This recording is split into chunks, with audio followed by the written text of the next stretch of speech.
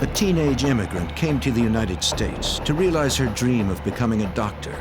But a tragic twist of fate intervened when she found herself an innocent victim of the drug trade. Kidnapped and held captive, she survived for days against all odds. Authorities arrested her captors, but they refused to reveal her whereabouts. The FBI and local police raced against time, determined to save the teenager's life.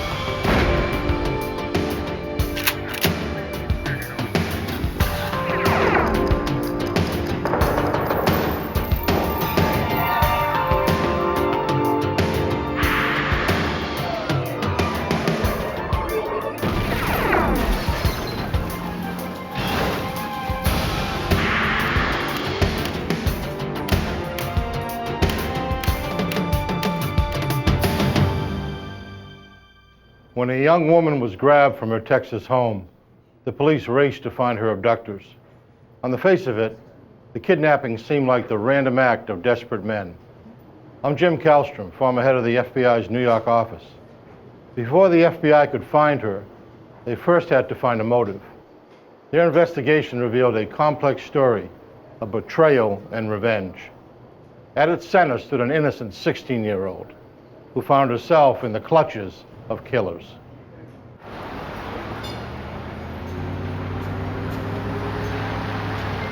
September 24th, 1994, Arlington, Texas. It was a Saturday night, and 16-year-old Lisa Renée was home studying. She wanted to make the most of her first semester in an American high school. She hoped to someday return to the Virgin Islands as a surgeon. Who is it? At 8 p.m., her concentration was suddenly shattered. Somehow, she knew not to answer the door. Instead, she called her sister Pearl.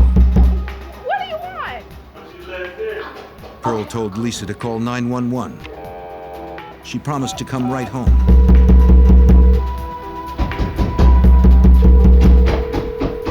Arlington 911, what are you reporting?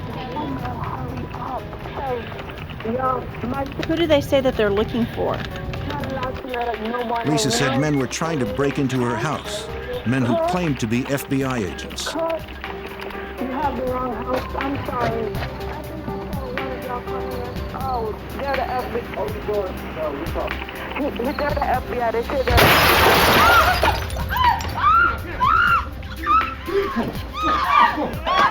What's going on? The dispatcher heard the phone drop. What's going on? Ma'am. Then there was silence. Lisa never came back on the line.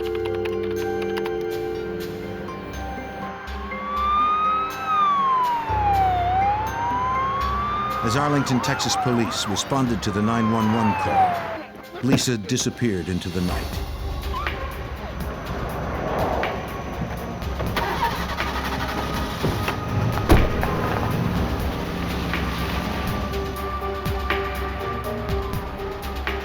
The police had no way of knowing they were about to pass her on the street, or that a 16-year-old girl was now in mortal danger.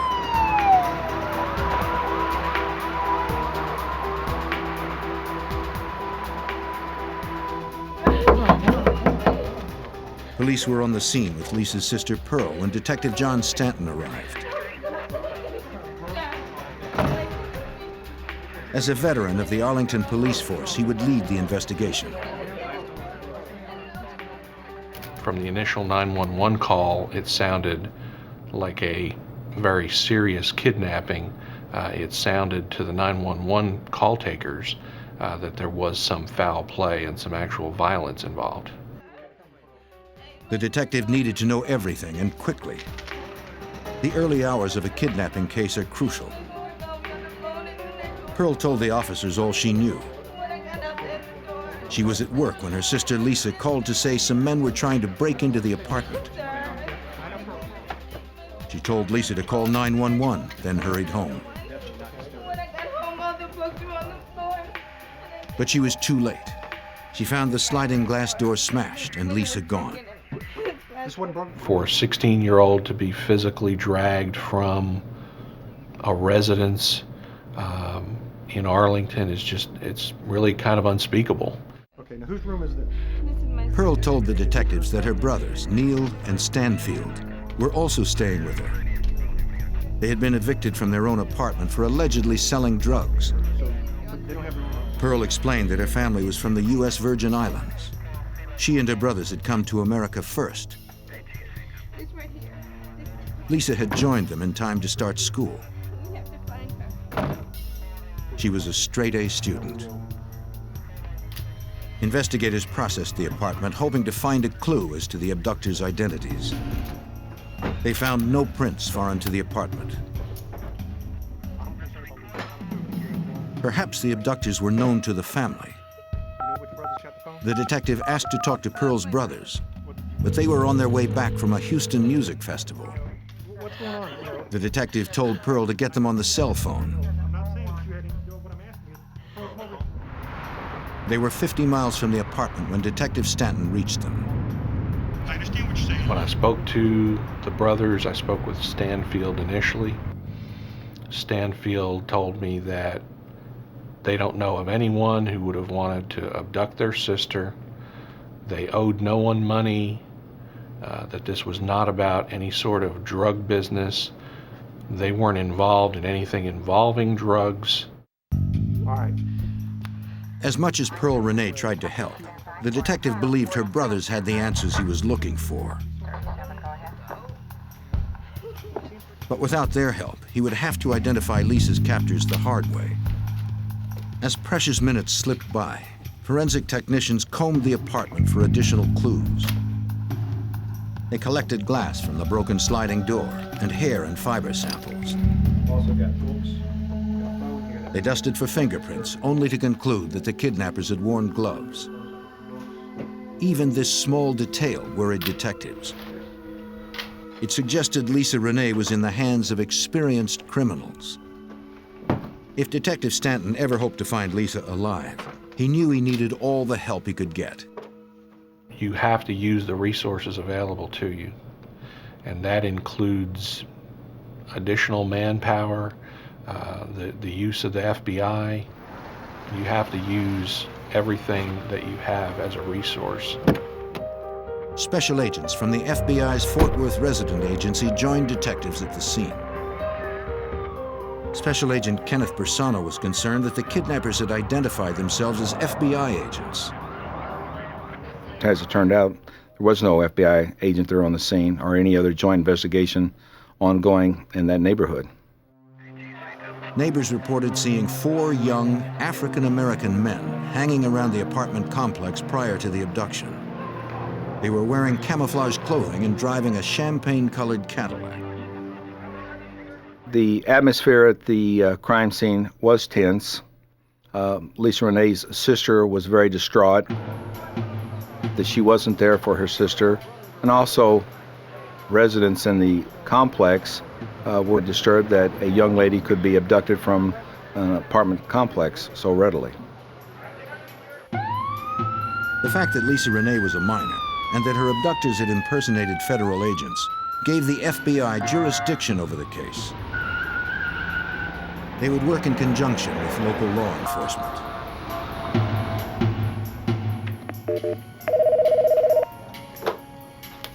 Homicide, Stanton. Detective Stanton worked through the night and into the morning. Yeah, what's going on? In the early hours of September 25th, he received a call from Lisa's brothers. They had found the champagne-colored Cadillac in nearby Irving, the same one residents had described at the complex. It was an unusual tip for the brothers to have just barely gotten into Arlington, to have had them drive mysteriously to a residence in Irving, Texas, which is some distance from Arlington, and in that same bit of circumstance find a Cadillac fitting that general description, we thought was very curious. They reported that the Cadillac was parked in front of a residence. If Lisa's brothers knew something more about their sister's abduction, they weren't telling police. Detective Stanton and Special Agent Bersano rushed to the residence in Irving. Car here that I spotted, and Irving police were already there. The sooner they found out where Lisa was being held, the better their chance of finding her alive. As Lisa's brothers had said, the Cadillac was parked out front. I got a cold hood. We touched the vehicle to see if the vehicle had been moved or had been in operation previously from the heat on the hood. We also looked inside the vehicle with our flashlights to see if there were any items that may have been left by the victim.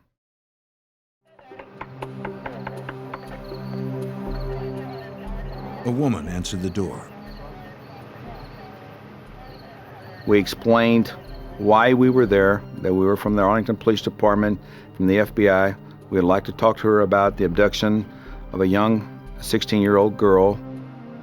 We asked if we may just look around her home to see if the young lady that was abducted was in there. The woman said she and her husband owned the Cadillac, but he wasn't home since he worked the night shift. She said she hadn't seen anyone who matched the description of the suspects. But she let investigators take a quick look around. They began in a child's room where her son was asleep. Nothing seemed suspicious.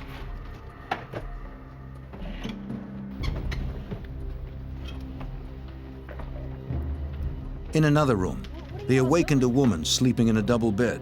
It's 4 o'clock in the morning. It appeared she was alone. Talking to Sandra, she told us we would look around. We're looking for somebody. Just sit tight.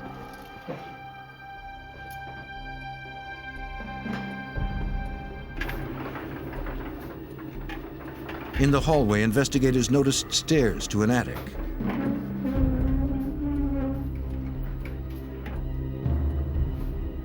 One of the Irving officers climbed up and looked around. There's a light up here.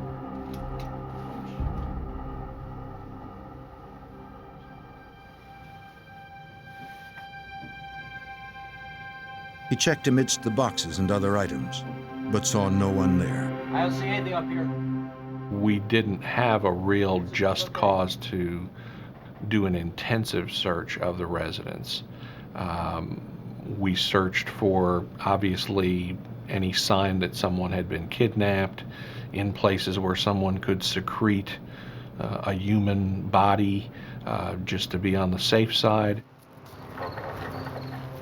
Investigators left, still suspicious. But without a warrant, they were unable to do a more thorough search. Investigators turned their attention back to Lisa's brothers, Neil and Stanfield. We felt that it was drug-related, and we told Neil and Stanfield that we're not interested in their current legal problems, but that we feel like Lisa's life may be at stake and that we need to have all the information that they can provide us to help get their sister back. The day after the kidnapping, investigators again interviewed Neil and Stanfield. Despite their pending drug charges, Lisa's brothers finally came clean. They described a bogus drug deal that they'd taken part in a few days before. What's up, man? The brothers said that they had met with 2 men, but claimed they only knew the one named Steve. 9 pounds, right? Yeah. Steve and his partner had given them $5,000 to score 9 pounds of marijuana. How long will it take? Neil and Stanfield promised they would return in an hour with the drugs, but they never 45 minutes, did. right? They now admitted they had never intended to deliver the marijuana. They just needed the money for attorney's fees because of their pending drug charges. Lisa's brothers said they didn't know how to contact Steve, but they knew someone who did. And that was all the brothers would say.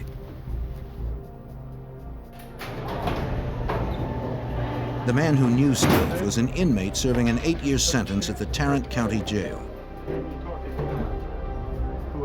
He revealed that Steve's full name was Stephen Beckley, a 19-year-old who worked detailing cars at a dealership in Irving, Texas. Westwood Auto Shop, where's that at? Investigators ran a computer check on Beckley. He had no outstanding warrants and no criminal history. As investigators continued to work the case, Lisa's sister, Pearl, did all she could to help. She hung up missing persons flyers and contacted local media, hoping someone might have seen Lisa. But the chance of finding her sister alive grew dimmer with each passing day. On September 24th, 1994, 16-year-old Lisa Renée was kidnapped from her Arlington, Texas apartment. Who are you? I'm the FBI. Oh, they're the FBI. Open the door. No, we talk. They're the FBI. They say they're the FBI, ma'am. No! Ma'am? What's going on? Ma'am? Just over 2 days had passed since Lisa's desperate call for help. Local police and the FBI were no closer to finding the missing girl. With time running out, the Arlington Police Department asked the public for help. Detective Stanton recalls the response was tremendous.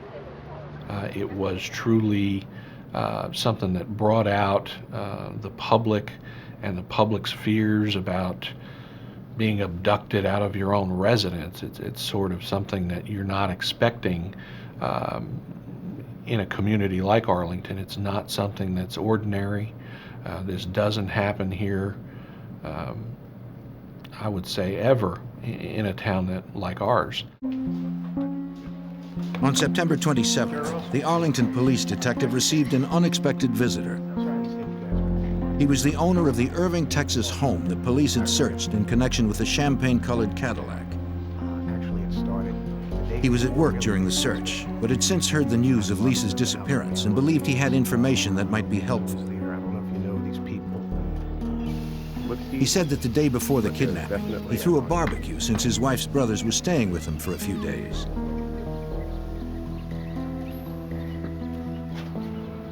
The oldest brother, Orlando Hall, was involved with drugs.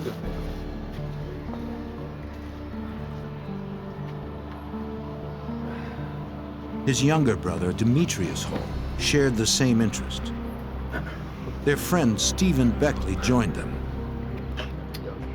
When the husband told us that the Hall brothers were dressed in camouflage clothing, it made him know that after having heard the news stories, his brothers-in-law could very well be connected to the kidnapping case. Something else had sparked the man's suspicions. One of his neighbors said she saw several young men drive up to the house in his Cadillac. At that time, he and his wife were out for dinner using a different car.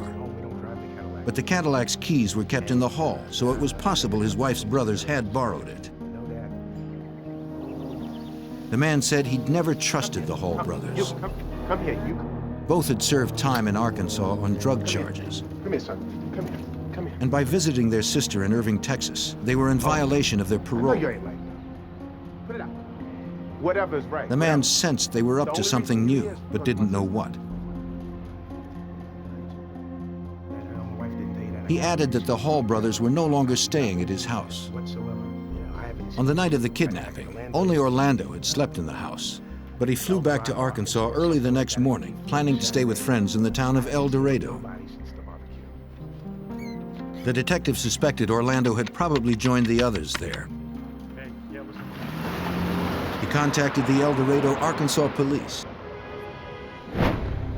Investigators discovered that 19-year-old Demetrius Hall was on parole for possession of cocaine with intent to distribute. His older brother, Orlando Hall, was on parole for the same offense. His record also included arrests for aggravated assault and carrying a weapon. When I spoke to the people in El Dorado, they were aware of the Hall family.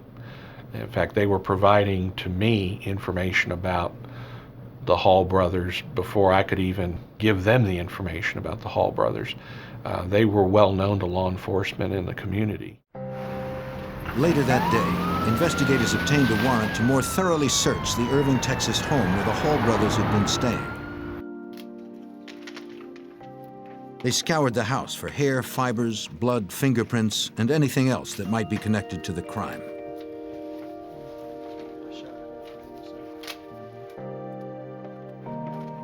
FBI Special Agent Garrett Floyd remembers their most significant discovery. In the children's room, we found a souvenir miniature baseball bat. When you pick up an item and you can see glass embedded in it, and you know that the sliding pane window was glass, then you make a decision on the spot, and you believe that evidence is a part of the crime scene. Lab tests would determine whether his hunch was correct. In a storage container found in a bedroom closet, investigators discovered a green knit shirt with insulation fibers on it.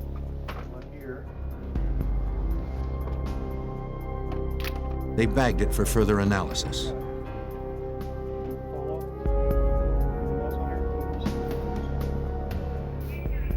They also took samples of insulation fibers from the attic. Lab tests would later reveal that they matched the fibers on the shirt.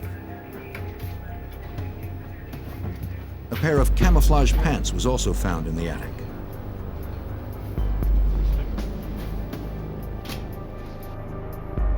Forensic technicians processed the champagne-colored Cadillac at the police impound lot. They found no fingerprints relevant to the case.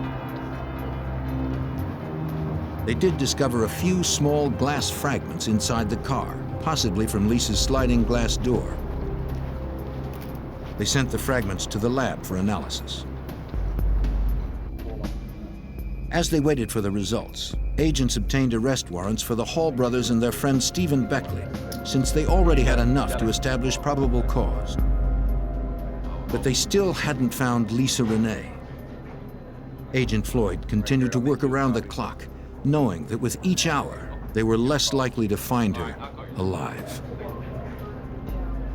We were very motivated in solving this case, in as much that we knew that time was critical. All of our efforts were focused on the recovery of the victim. Investigators hoped they could pick up Lisa's trail, a trail that ended with broken glass. Technicians compared glass fragments from the car and those embedded in the baseball bat to shards collected from Lisa's home. At the FBI laboratory in Washington, D.C., Supervisory Special Agent and Forensic Examiner Bruce Hall attempted to confirm that all the glass had come from the same sliding glass door. Technicians examined the glass embedded in the baseball bat.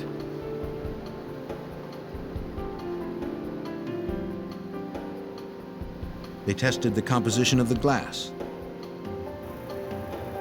It was consistent with the glass collected at Lisa's apartment. To confirm their results, they also tested its refractive index, the degree to which light bends as it passes through the sample. After characterizing the glass recovered from the crime scene and characterizing the glass recovered from the baseball bat, I found that the glass on the baseball bat had the same refractive index and same composition as the glass at the crime scene. That led me to the conclusion that the glass on the baseball bat had originated from the crime scene. The glass found in the Cadillac did not match. It was determined to have come from a window previously broken on the car.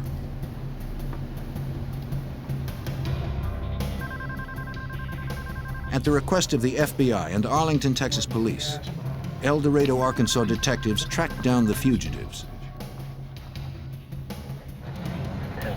They found 19-year-old Demetrius Hall at his father's house in El Dorado. He surrendered peacefully and was taken to the El Dorado jail.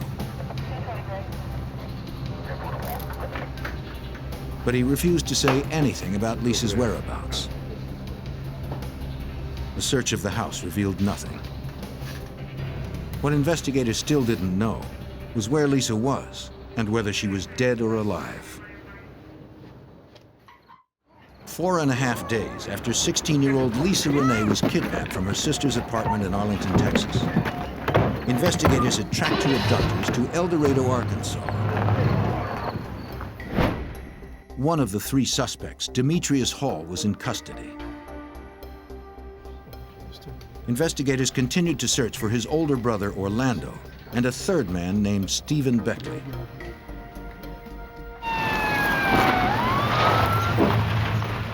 That afternoon, police found Stephen Beckley at a friend's house. The officers didn't even have to knock. Beckley came out and gave himself up.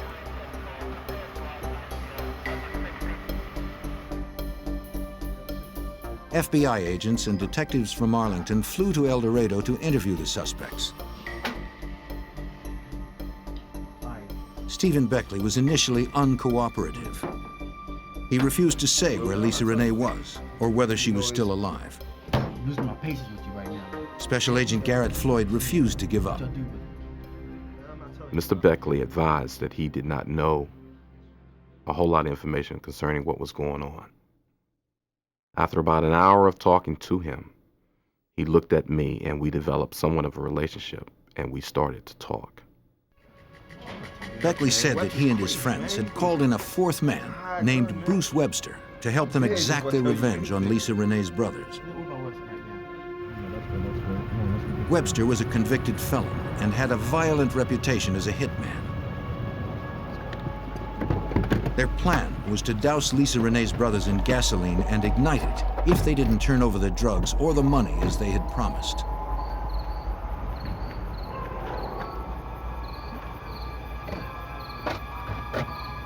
When the men arrived at Lisa Renée's apartment, her brothers were not home.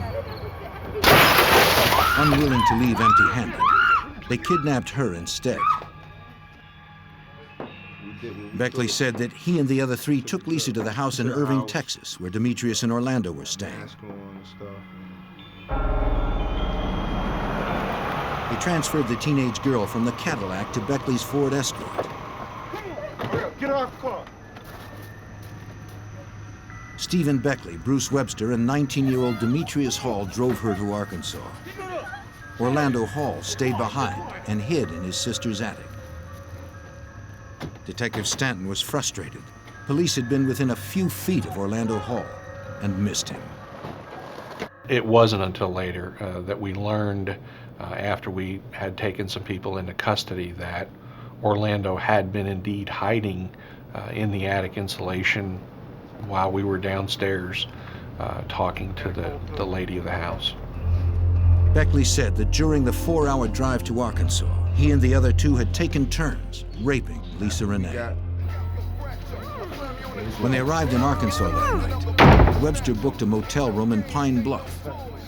Lisa was kept bound and gagged in the bathroom. I'm trying to find him. Agents pushed Beckley to tell them if the girl was still alive and where she was. Every minute counted if they were to save her life. But Beckley wouldn't say. He claimed he was afraid to talk as long as Bruce Webster was on the loose. In his mind, he thought, believed, knew that Bruce Webster would kill him or anyone else if they ever divulged the information of what had occurred to Lisa Renée. That's the fear that Bruce Webster had instilled in the individuals as part of his kidnapping. If I say a word, Beckley did tell investigators where to look for Webster. The ex-convict might still be at the motel in Pine Bluff where they had held Lisa Renée 4 days ago.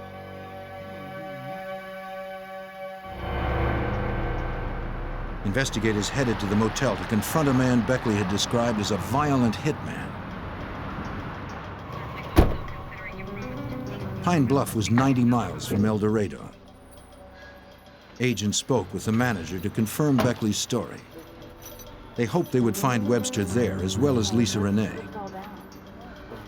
Upon interviewing the innkeeper, we were able to determine that Bruce Webster had registered at that inn, and that during the time he was registering, a young lady attempted to get out of the car, and that Bruce turned to the other occupants in the car and says, "Put the bitch back in the car." Bruce Webster and his companions then drove to the back of the property and went into the room. The manager also remembered seeing 2 other black males in the car, but she couldn't make out their faces. She showed investigators the registration log for September 25th. Webster had been in room 513. The room was rented and cleaned several times after the men checked out. Chances of finding any useful evidence were slim.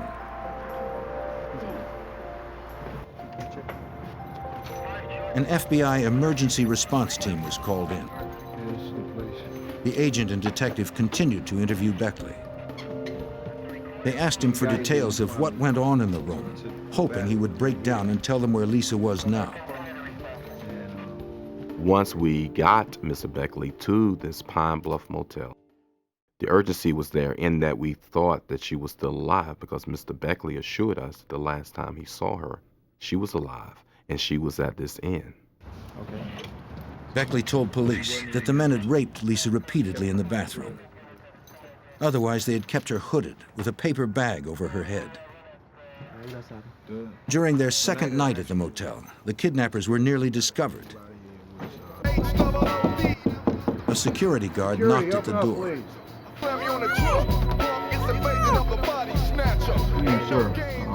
The innkeeper asked that their on-residence security guard who lived there check the room to see if everything was all right. The security guard did check the room and did not see Lisa Renée within the room. Stephen Beckley advised that had he seen her, that they were going to kill the security guard. Beckley and the others were afraid that the guard might return. The motel was no longer a safe place to hide. As the kidnapper told his story, forensic technicians worked to confirm that Lisa had in fact been in the room. But after hours of painstaking work, they still had no evidence that Lisa had been there or that she was still alive. 6 days after 16-year-old Lisa Renée was kidnapped from her Arlington, Texas apartment, the FBI was no closer to finding her or two remaining suspects. Although investigators had found no evidence to indicate that Lisa had been in a Pine Bluff motel room, confessed kidnapper Stephen Beckley assured them she had. Forensic technician Joel Stevenson of the Arlington, Texas Police Department was determined to find something that would corroborate Beckley's story. We went in knowing that possibly sexual assaults had occurred in that motel room, multiple sexual assaults. We went into the motel room looking for body fluids that may tie the suspects to the motel room or Lisa to the motel room. If Lisa and her kidnappers had left behind any evidence, it appeared to have been destroyed by the motel's housekeepers. The technicians didn't give up. They continued their meticulous search for hairs, fibers, and fingerprints. Finally, their persistence paid off. It wasn't until we got into the bathroom and the wall behind the toilet is where we located the palm prints and fingerprints that were ultimately identified as belonging to Lisa Renée. So the palm print itself, placing Lisa with them in that same motel room, was very important. It was a very critical piece of putting her with them. Investigators now had evidence that Lisa was alive 4 days earlier, the day Beckley and the others had checked in. As agents drove the kidnapper 90 miles back to the El Dorado jail, they pressed Beckley for more details. He admitted that after Orlando Hall had joined them in Pine Bluff, they decided to move Lisa to another motel nearby in order to avoid a second visit by the security guard.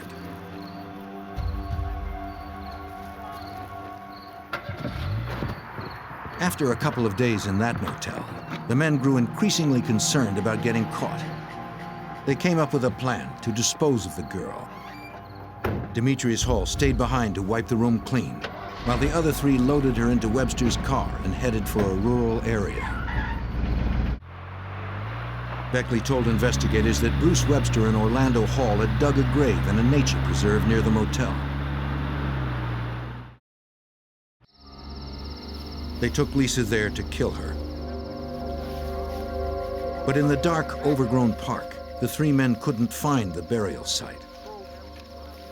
After an hour, they took her back to the motel. The next morning, they searched for the gravesite again.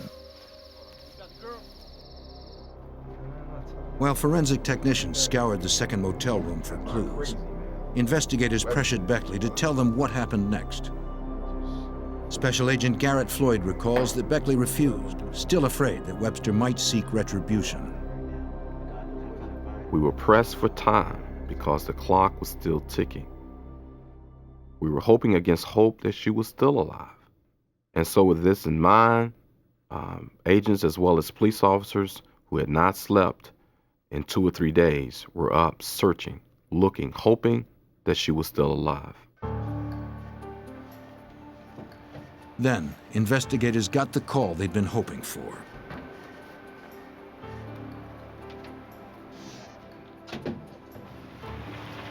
The FBI emergency response team, working at the second motel, had spotted Bruce Webster pull up in his car.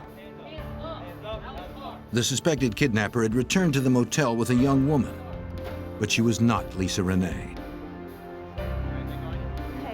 A brief interview revealed she was not connected to the crime in any way. You're not in any trouble. It's going to be okay, okay? Just let me call him. He had driven up into the parking lot. Our officers and the FBI agents confronted him. He identified himself as Bruce Webster, gave date of birth information. He was carrying a small baggie of what appeared to be marijuana in his pocket. He was asked if we could search his vehicle.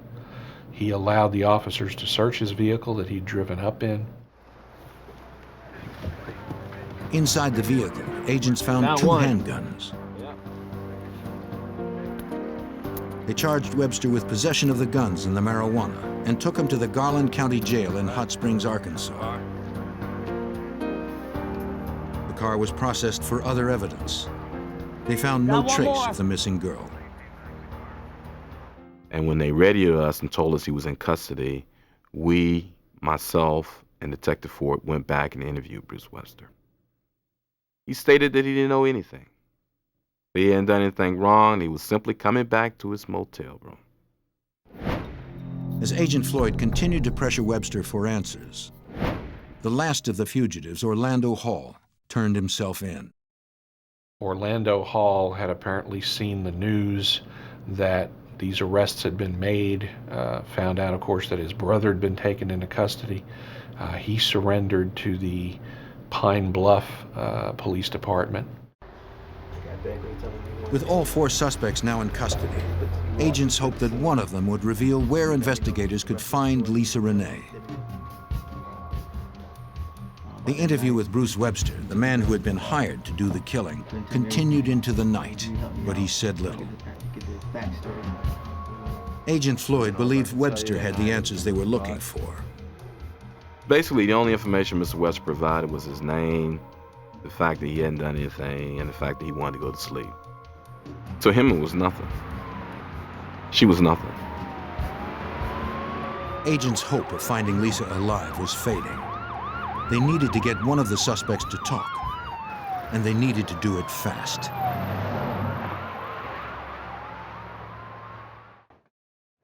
Six days after a young woman was abducted from her Arlington, Texas apartment, investigators pressed her suspected kidnappers for information.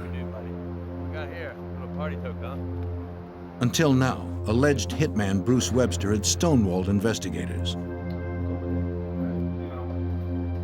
But Special Agent Garrett Floyd's persistence eventually paid off. Webster finally admitted that Lisa was dead. It felt like a tremendous sledgehammer falling on you. We had tracked this young lady from Arlington, Texas to Pine Bluff, Arkansas, over 200 miles, with the one hope of finding her alive. And we did not.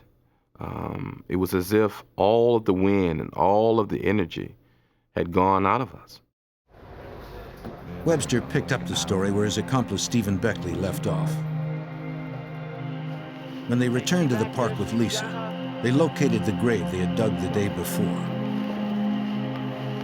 Detective John Stanton's fears had been realized. The reality of it set in at that point that we were not going to find her alive. We were not going to be able to save her. We were going to be too late. Stand by the car. Watch. Webster said that only 2 of his accomplices, Orlando Hall and Stephen Beckley, took Lisa back to the park. The fourth kidnapper, Demetrius Hall, had stayed behind to clean the motel room and wipe away fingerprints. The suspected hitman claimed he wasn't actually with the others when they killed the girl. Webster said he returned to the car to act as the lookout. From the car, the grave was too far away to have seen the murder.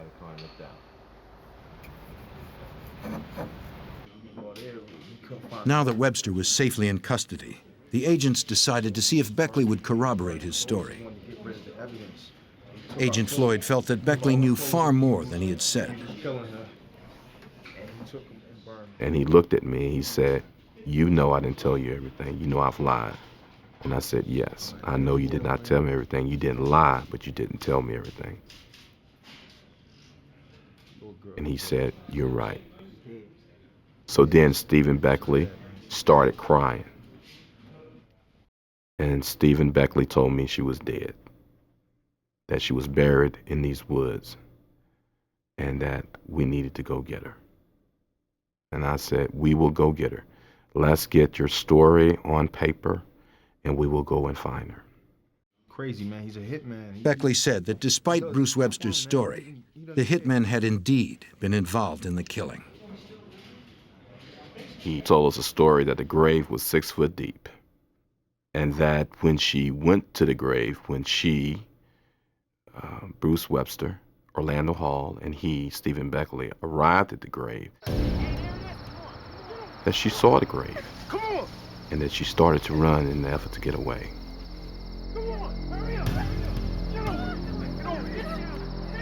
And that they struck at her with a shovel and placed a mark in this tree. That he, Beckley, became concerned and was afraid and ran back up to the street to check to see if the way was clear, as he was instructed to by Bruce Webster. By the time he came back, they were burying her.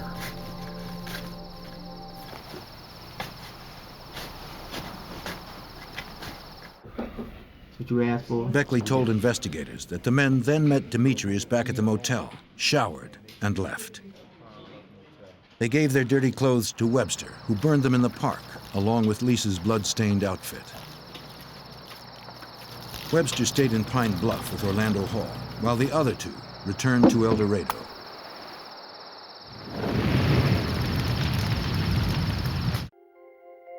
The agent re-interviewed Webster, hoping Beckley's confession would give him some leverage. The agent told him that Beckley had placed him at the murder scene and named the park where the body was buried. He stated that he didn't know anything about anything. The last thing that I told him was, "Everyone else has told me what has occurred. Why won't you?" And he said, "They're family, aren't they?" And I said, "Yep, the family has turned on you." He said, "Open that book. Let me tell you what happened." The hitman now confessed that he was, in fact, at the murder scene. He admitted that he had dug the grave, and he offered to show it to the agent. So in the middle of the night, we drove back to Pine Bluff and told him I need as many flashlights and officers and agents available, that we were going to find her tonight. Webster showed investigators the area of the park where the body was buried. They searched for evidence to corroborate the suspect's stories.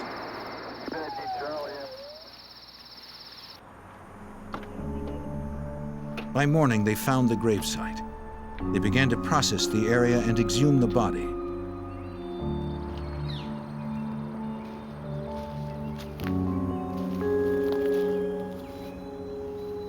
The site was as the hitman had described it, right down to a damaged tree near the grave. And we removed a section of that tree because it was evidence that the shovel that they were hitting her with had actually missed on one of their swings and hit the tree. So we used that tree as a part of the evidence. Unearthing the body was a time-consuming and heartbreaking process.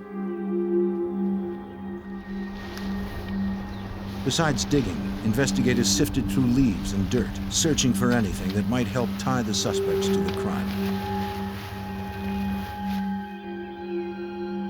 Joel Stevenson of the Arlington, Texas Police recalls the moment when their hard work finally paid off. We made contact with Lisa's body approximately 2 feet down from the surface, the outer surface of the dirt, and then started uncovering her and really excavating around the body from that point on down to the 4 feet level. This lasted for about 5.5 hours. It took us to fully extract her from the gravesite.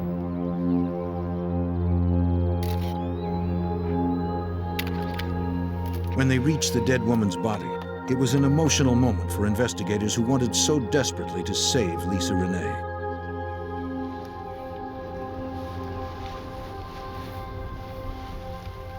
During the time we were exhuming her body, one of the agents on the evidence response team accidentally scrapes her knee. The agent breaks down, and I break down, because we know now that she's dead. This week that we have spent trying to locate her has resulted in the recovery of her, but not the recovery of her in that she was not alive. The coroner removed Lisa's body to the Arkansas State Lab in Little Rock, where an autopsy was performed. She had ligature marks on her arms, defensive wounds on her hands, bruises over much of her body, and deep lacerations to the back of her head. But the cause of death was determined to be suffocation, coupled with blunt force trauma to the head. The coroner believed Lisa's attackers knocked her unconscious with a shovel and then buried her alive. When you find out that you were that close to possibly saving this kidnapped victim from her demise, as it turned out, it hurts in that you wish you could kind of go back in time and do something different than you did. But under the conditions that we had and the information we had to work with, we felt like we did as good as we could. Unfortunately, it wasn't good enough to save Lisa. The 4 kidnappers were tried soon after her body was found. Demetrius Hall became a witness for the state and accepted a plea bargain of 25 years. Stephen Beckley did the same and got 30 years. Orlando Hall received the death penalty for interstate kidnapping resulting in death. A few months later, Bruce Webster received the same sentence. Both were sent to death row at the U.S. Penitentiary in Terre Haute, Indiana.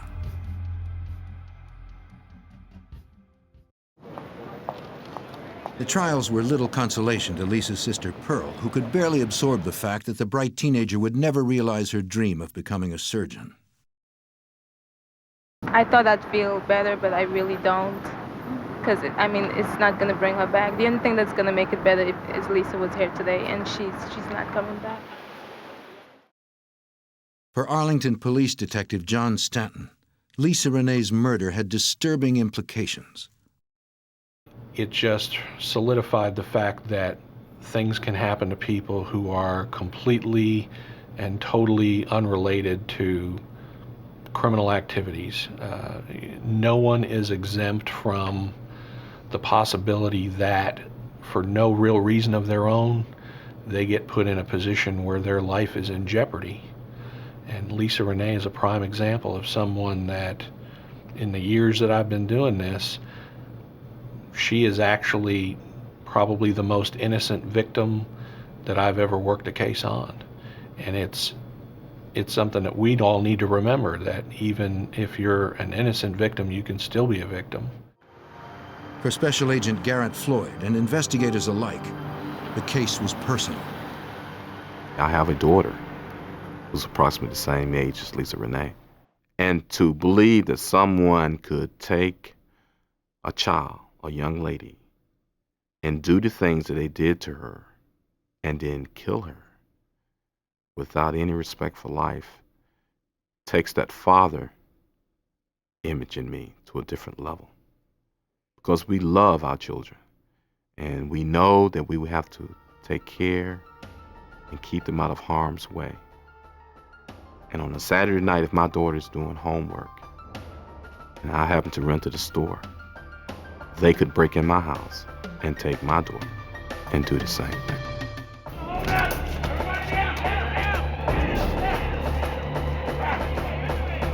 In the mid-1990s, a gang of professional bank robbers raided cities across 7 states. Disguises and speed protected their identity from cameras and the police. They stole hundreds of thousands of dollars, always leaving a bomb to terrorize their victims. With no leads and little evidence, the FBI had to find the bandits before someone got killed.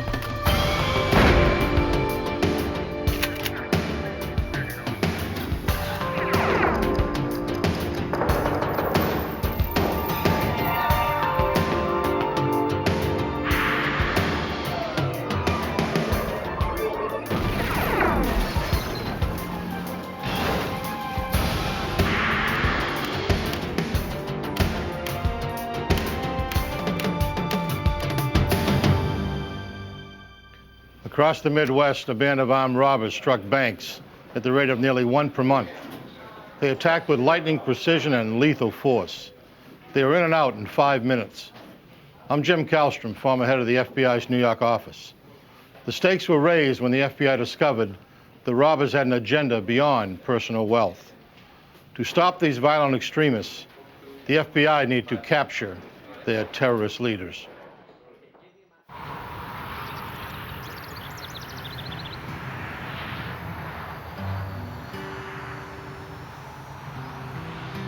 In 1994, the citizens of Ames, Iowa enjoyed the peaceful life provided by a small college town. Many newcomers had moved to Ames because of the area's low crime rate. On January 25th at 10:30 in the morning, 2 men entered a bank in town. All right, this is a robbery! Everybody down on the floor! Down, down, down on the ground! Down, get on the floor! They wore ski masks and held semi-automatic pistols. They ordered everyone to the floor. The teller managed to set off a silent alarm without being seen.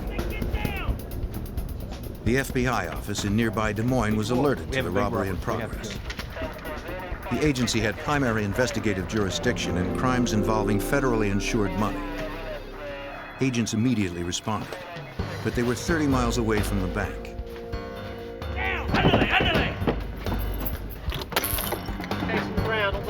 The bandits quickly emptied the cash drawers.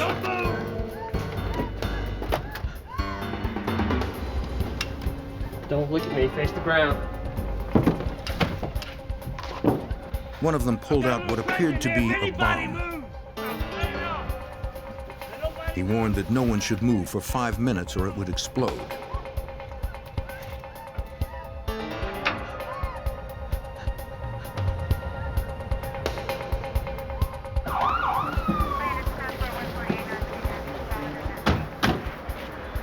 The employees and customers evacuated as soon as they could. The local police cordoned off the bank as explosive experts worked inside. The bomb proved to be a diversion. 2 road flares bound with duct tape. The employees described how one of the gunmen leaped over the counter to grab the money. They grabbed thousands in cash and were in and out of the bank in less than 5 minutes.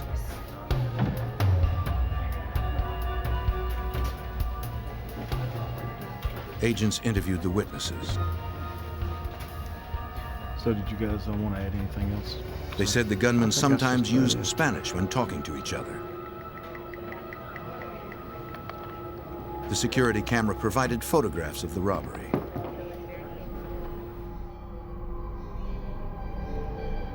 Ski masks effectively hid the faces of the assailants. But investigators had images of their disguises and their weapons. 9mm semi-automatics. Because the perpetrators wore gloves, they did not leave any fingerprints.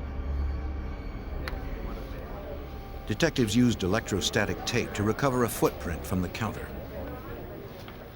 The precautions taken by the bandits had effectively obscured their identities. Special Agent Ken Moore of the Des Moines, Iowa FBI field office was immediately concerned that they were dealing with dangerous professionals. Now, most bank robbers try to enter banks as quietly as possible, go up to one teller counter, and proceed to rob the bank, and then leave as quietly as they can. These individuals came in very violently, fast. Agent Moore wanted to apprehend the suspects as quickly as he could. But the FBI had nothing of value to lead to their identity.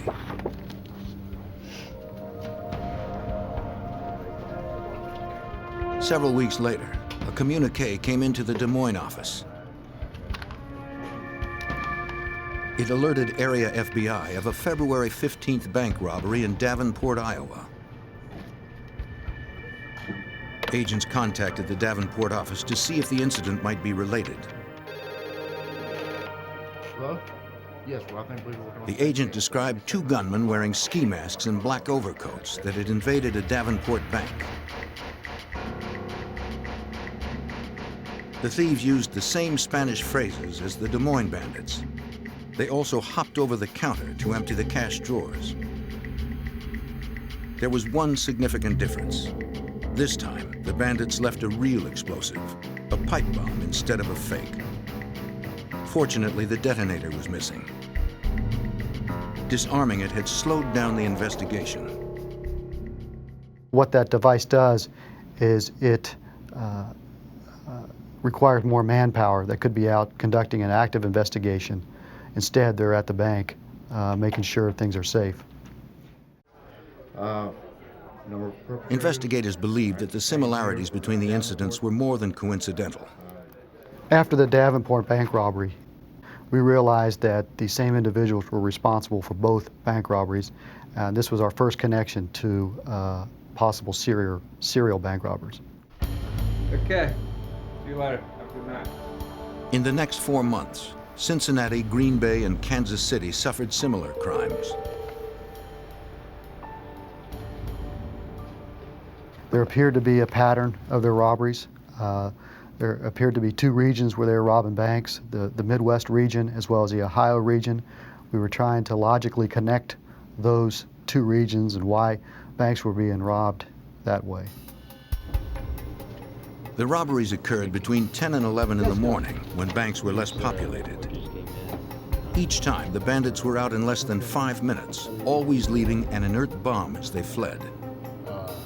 The wide geographic spread of targets made their next moves impossible to predict. I'll get back with you. The FBI needed to find some evidence that would lead to the suspects. On June 8, 1994, the bandits hit a bank in Springdale, Ohio. They drove away with over $11,000. A bystander saw them use a brown Chevrolet as their getaway car. On June 17th, a security guard became suspicious of a car on his employer's lot. It had been sitting for a week without anyone claiming it. He saw a police scanner. He also spotted a pager next to a stained $20 bill.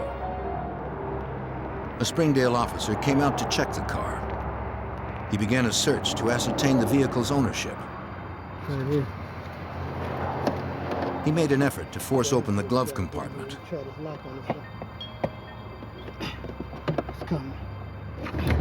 A grenade tumbled out. The hand grenade turned out to be another inert explosive, but its presence linked the car to the bank robbery. Agents used the car's serial numbers to track down the dealership where it had been sold. They talked to the salesman who had handled the deal.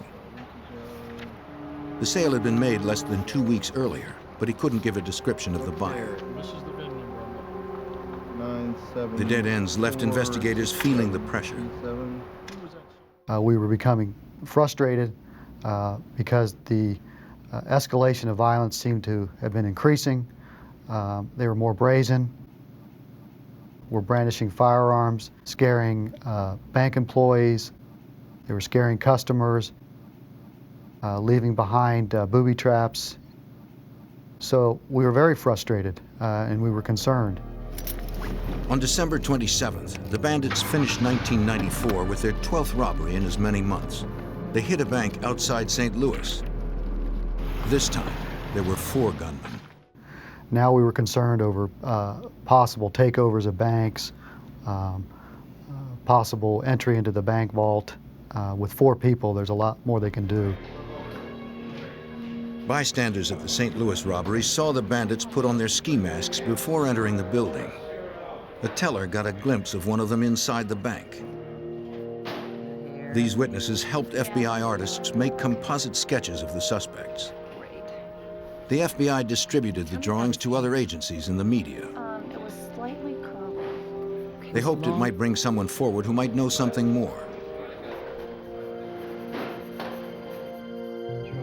The television and news reports generated hundreds of calls into the FBI offices.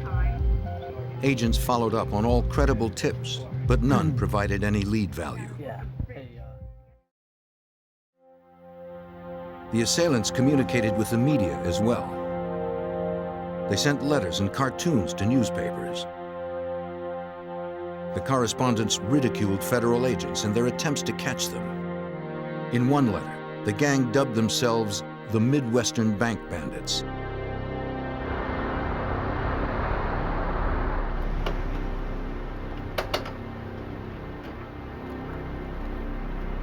The bandits sent another message to authorities in one of their getaway cars. An investigator searched a vehicle used in a robbery near St. Louis.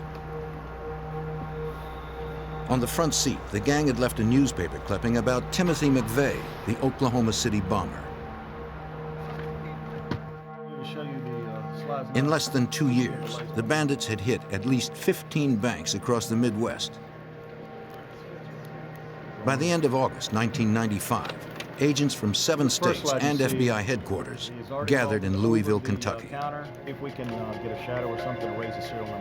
All the offices were now working together to identify and apprehend the suspects. All information and leads were to be channeled through a single office, then distributed to the others. Right, we'll work on that. See if we can't raise the serial number or something off it. Special Agent Moore in Des Moines served as the point man. The meeting also resulted in all case agents going back to their office, reviewing all files to see if there's anything they may have missed or anything of lead value that might assist us in identifying the suspects. Supervisory Special Agent David Welker found a phone tip that came into his Cincinnati office after a June 1994 robbery. The informant had named 2 men as the leaders of the Midwestern Bank Bandits, Peter Langan and Richard Guthrie. We determined at the time that they had criminal backgrounds, that as we set out our leads, that they had been arrested in Georgia for the robbery of a Pizza Hut. And then we found also at the time that the U.S. Secret Service had looked at Langan as a result of threats made to the president. At the arrest, police seized semi-automatic guns and grenades, weapons similar to those used by the bank bandits. The suspects served a brief prison sentence before being released.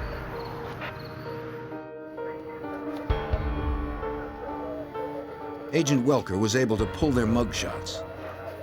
He compared the photographs with the artist's sketches made after the St. Louis robberies. And they were so close then that it was phenomenal. It appeared that the composite artist used these photographs to draw the composite drawings. That's how close they were. Agents now had names for the gunmen. In pursuing them, the FBI was about to uncover a far more deadly plot than bank robbery. In 1995, the FBI hunted the Midwestern Bank Bandits. The day before Thanksgiving, the 4 gunmen struck another bank in St. Louis, their 21st robbery. Their disguise included ATF hats. the same caps worn by federal agents from the Bureau of Alcohol, Tobacco, and Firearms.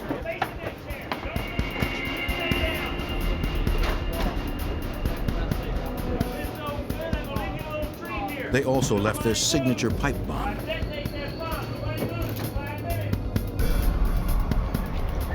None of these explosive devices had gone off. They had either been inert or lacking detonators. By now, agents knew how to defuse the bombs themselves.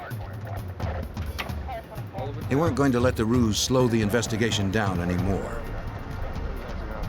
Supervisory Special Agent David Welker of the Cincinnati office had names for two of the bandits. But Peter Langan and Richard Guthrie were living underground, surfacing only when they struck another bank. Clearly, we've identified the right people. We're trying to develop as much information about these people and their contacts as possible. But the best part about it is we have leads to follow. In the intervening months, the informant who had provided the names had moved from Ohio. The first set of robberies to tear gas canister. Special Agent Ed Woods of the Cincinnati FBI field office tracked the informant to Georgia, where he lived with his new wife and child. This fella had been an associate of Langan and Guthrie in the past, had removed himself from that lifestyle and was starting a new life for himself. And I think he was ready to put all that behind him. So when I interviewed him, he cooperated fully. I need to ask you a few questions. The informant had met Langan in 1991 at a white supremacist rally. The Bible says, "Thou shalt not covet thy neighbor's wife and the black neighbor's widow." They shared similar beliefs about race and government.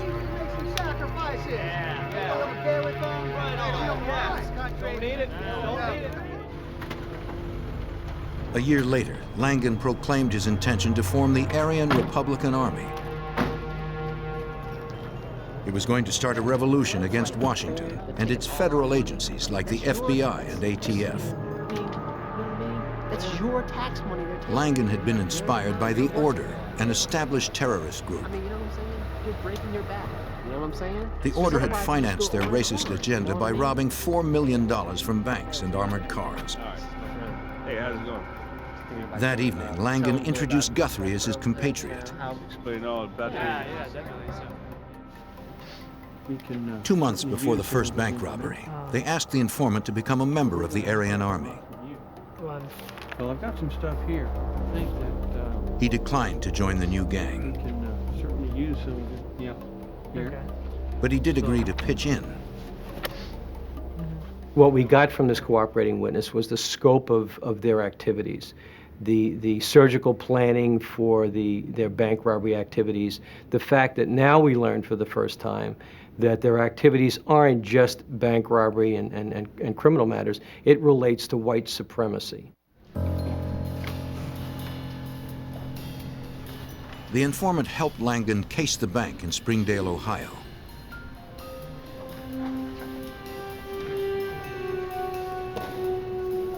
But before that June 1994 robbery, the informant had a change of heart and cut himself off from the bandits. Concerts sometimes, things like that. He had participated enough to be charged as an I need you accomplice. to help as we go on here. The FBI promised not to prosecute him if he assisted. That'll be for right now. They were ready I to make a appreciate it. deal to capture Langan and Guthrie. Once we determined that they had broken off other white supremacist organizations to form their own, it certainly ratcheted the investigation up just another notch. Agent Welker suspected it was only a matter of time before the Midwestern bank bandits turned their racial prejudice into violence. The gang was back in Cincinnati, hitting another bank in December 1995. During their escape, one of the bandits bumped into a teenager. The gunman demanded her purse. She refused to comply.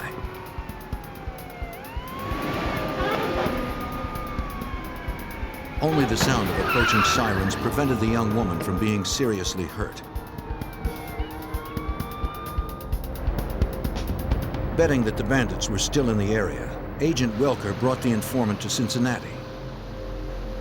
You know the fellows that are involved. Upon arriving, the informant agreed to re-enter the white supremacist movement. Make sure that he has your pager.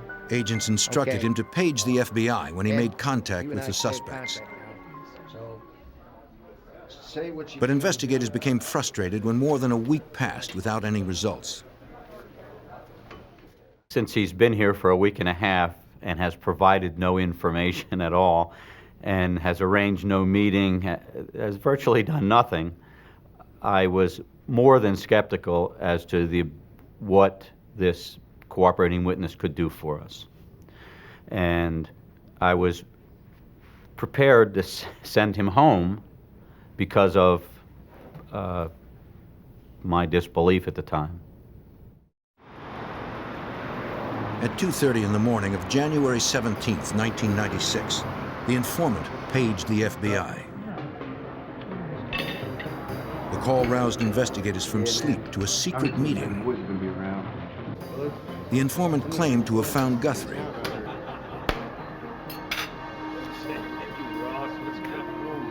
He was finishing dinner with a friend when Guthrie unexpectedly showed up. The informant invented a reason for being in Cincinnati and engaged the suspect in small talk. Got a minute, I can talk to you outside. Sure, come on. Hey, you got a minute? Guthrie invited him out to his van to continue the conversation in private. Enjoy your chilling.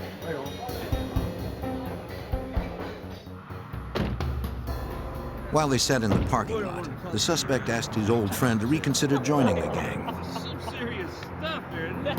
You talking about a little bit. Guthrie showed off an assault rifle and a bag of armor-piercing bullets. Yeah. The informant provided a partial license plate number and description of Guthrie's van.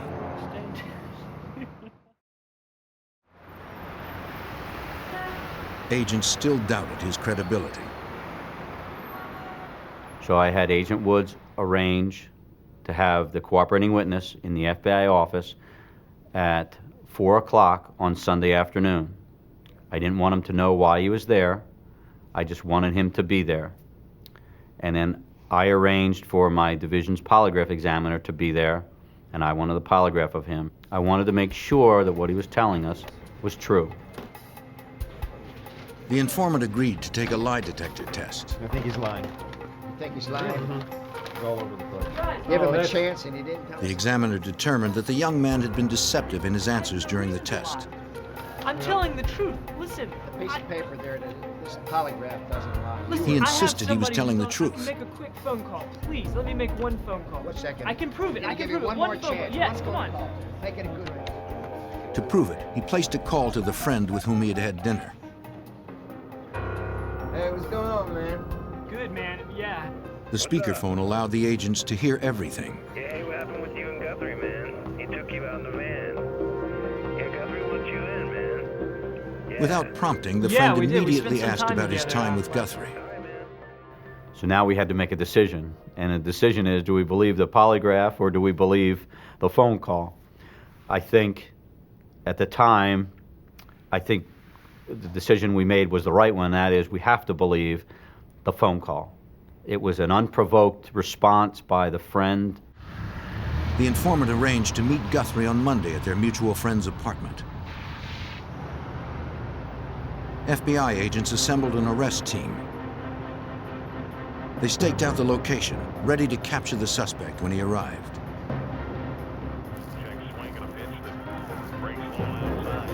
The informant waited inside the apartment. The friend did not know why the meeting had been arranged. Guthrie had promised to come sometime between 4 and 5 p.m.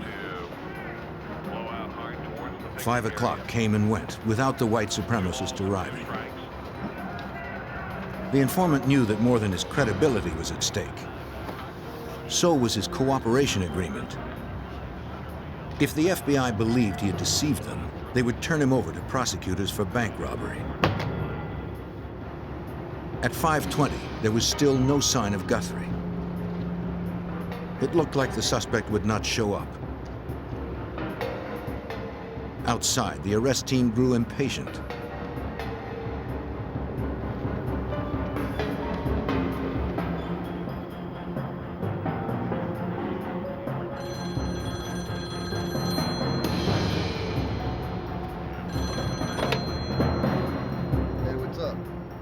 He's here. It was Guthrie on the phone. He said they could meet at a nearby pizza restaurant in 30 minutes. Camel? All right, 30 minutes. Camel, you down? Yeah.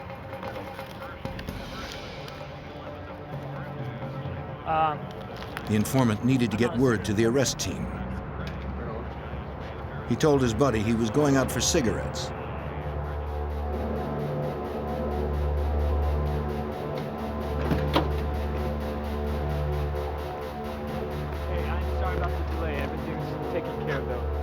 The informant told the agents about the call. Yeah. The meeting's been changed a little bit. We're meeting just a little bit up the road. Everything's still fine though, okay? I think he's telling us the truth. I hope he is. Otherwise he's going to jail. Okay, guys. They alerted the SWAT team to the new location. Several cars set out for the pizza parlor. The agents could not help but wonder if this was the location or just another diversion. Along the way, traffic separated the arrest team. One agent was passing a convenience store parking lot when he spotted Guthrie.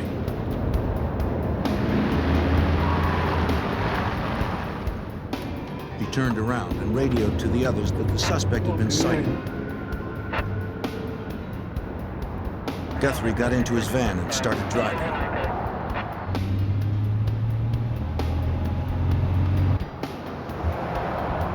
The agent stayed on the van's tail, hoping the rest of the team would catch up. He was alone, following a suspect considered highly dangerous. But he was determined not to let Richard Guthrie get away. In January 1996, the FBI pursued Richard Guthrie. The suspect was wanted for 22 bank robberies. An agent separated from the arrest team had spotted the suspect at a Cincinnati parking lot and began tailing his van. He reported by radio his progress to the others. You got him in a cul-de-sac. Where are you? Guthrie noticed that he was being followed. An informant had reported that he was armed with automatic weapons and armor-piercing bullets.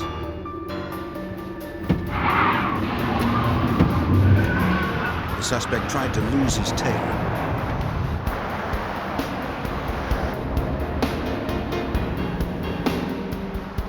The arrest team caught up with the lone agent and joined the chase. Guthrie couldn't shake them. He unwittingly turned into a cul-de-sac.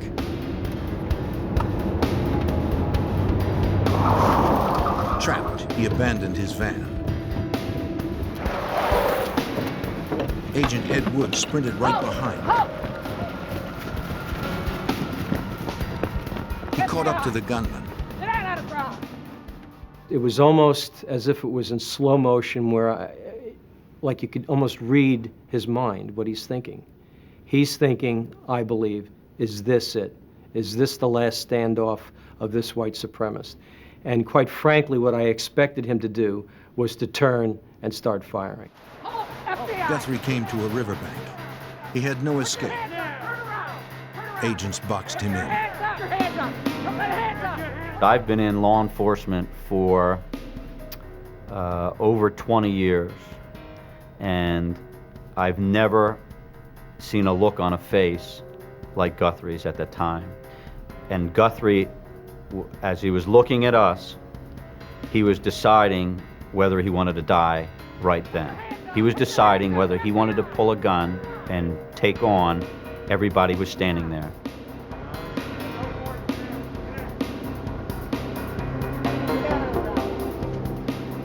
The suspect chose to live. He submitted to arrest. Catching him, it was a huge relief, and catching him to where there was no violence attached to the arrest was even a greater relief. Once in custody, Guthrie began talking. Banks around the Midwest. He told investigators how he stayed in touch with the other primary suspect, Peter Langan. What are these numbers right? The friends used coded voicemails to contact one another. He handed over his John, pager how and about this PIN one right number. here? Now, how about this one right here? He claimed his next meeting with Langan was to be in Indianapolis. John, did you get that? Guthrie's lawyer made an agreement with the FBI. For later consideration in sentencing, they could take the suspect with them to use as bait. Under the arrangement, the accompanying agents weren't allowed to question Guthrie about his crimes. Agent Welker sought another way to ply information from the bandits' leader. I assigned 2 agents to guard him. One agent is a former Harrier pilot in the Marine Corps, and the other is our principal firearms instructor. And of course, over a 2-day period, there was a lot of discussion going on. I was well aware that Guthrie had an interest in flying, and he had a keen interest in weapons.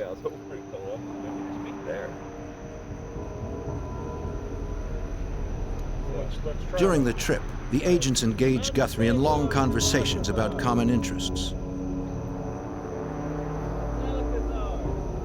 The congenial strategy worked. The assailant warmed up to his accompanying agents and began volunteering information on the robberies. Guthrie admitted that he had lied to investigators. His rendezvous was really supposed to take place in Columbus, Ohio, not Indianapolis, where the investigators had taken him. 2709 control. He gave them the address of a safe house. He told them Langan was heavily armed. He would not come out without a fight. An FBI arrest team assembled the next morning in Columbus. Langan's van was parked next to the duplex Guthrie had described. The plan was to wait until the suspect exited his home and got into his van. Then as he pulled out, FBI cars would box him in. This would contain him and prevent a vehicular pursuit. All escape avenues were blocked off.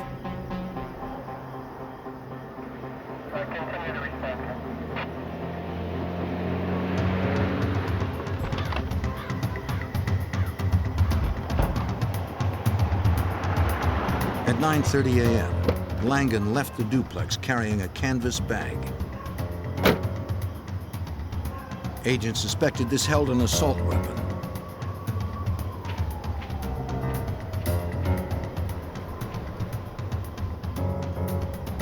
He got into his van, but failed to start the engine. Just sitting there. The arrest team waited for the word. Once he was observed getting into the van, the adrenaline for everyone there was flowing. Everyone knew something was going to happen. The suspect sat motionless. Agents didn't know if he was planning something. He seemed as if he anticipated the arrest. Finally, the signal went out to move in. Let's take him. Let's take him. In what agents thought was a suicide move, Langan had decided to put up a fight.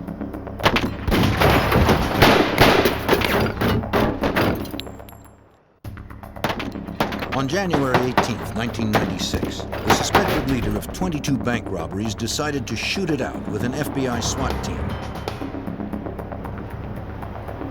Supervisory Special Agent David Welker of the Cincinnati office led the arrest team. Someone who's going to pull a gun on 20 or more FBI agents is one nasty dude. He's one nasty criminal. Peter Langan was one gun against many. SWAT team bullets pummeled the van. It was over within moments, but not before 50 rounds had been fired. Langan survived and surrendered. Despite the hail of bullets, he suffered only minor injuries to the face and back. After 2 years of pursuit, the leaders of the Midwestern bank bandits were now in custody. 2 other accomplices remained at large. The van was filled with semi-automatic guns, ammunition, and grenades. Inside the canvas bag, agents found a 9mm semi-automatic pistol. It was the same make of weapon that the bank bandits used. Evidence inside the duplex confirmed the bandits were more than a gang of thieves. The house contained an armory big enough to equip a small cadre of terrorists. Agents found ski masks, FBI hats, police uniforms, and false IDs from nearly every state of the Union. Books and literature detailed the gang's creed of militant hate. I'm Commander Pedro. Investigators discovered a tape among the propaganda. It targeted young white males for recruitment into the Aryan Republican Army. Today, we are preparing to take over the USA. Tomorrow, the world. Please have a seat. A Columbus bank teller had briefly glimpsed the face of one of the bandits 17 months earlier. See anybody that you recognize, please. Detectives gave her a photo lineup, hoping she could remember enough to make an ID.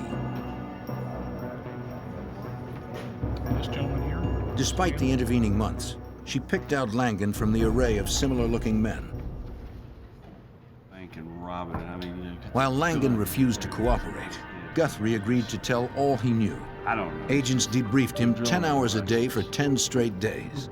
How many accomplices did you have? He could recall all the places, times, and dates. It took 99 pages to detail the 22 robberies. Cotton John, okay. But when it came to his at-large accomplices, Guthrie only knew their first names. The bank bandits had been assembled like an underground terrorist cell. Personal information on others was kept to a minimum to prevent capture. Guthrie could only offer that the man he knew only as Scott was involved in music. The man he knew as Kevin was the nephew of a police This officer. is Supervisor Special Agent. Both lived in the Philadelphia area. Yeah. The scant information was forwarded to Pennsylvania. Special Agent Joe Hendrickson of the Philadelphia FBI field office was initially overwhelmed by the request. There was no hope of finding these people with that information. I sat back and had a cup of coffee, and then I said, well, I'll go contact the Philadelphia Police Department. And there's a possibility that maybe their personnel records indicate nephews, but I was in much doubt that that type of record existed, because I know that in my outfit, I did not list nieces and nephews in my personnel file.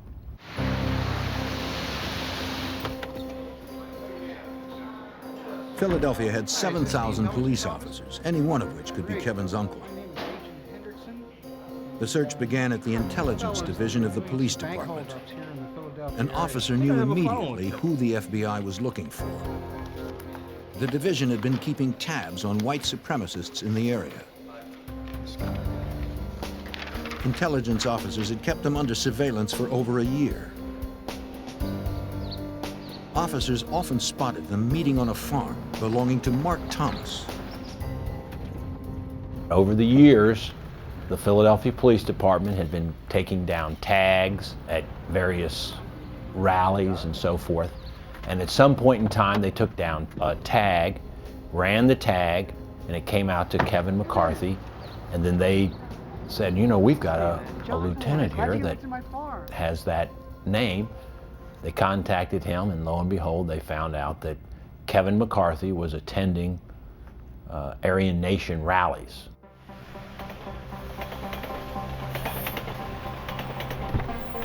Hendrickson put a surveillance squad on Kevin McCarthy. They observed him repeatedly visiting a recording studio in Philadelphia. Agents noted the license numbers of the cars outside the business. They ran the plates for all the people going in and out. One of the vehicles belonged to a man named Scott Stediford. He managed the studio and also played drums in McCarthy's band. From his amateur photo, Guthrie confirmed that this was the Scott he had worked with.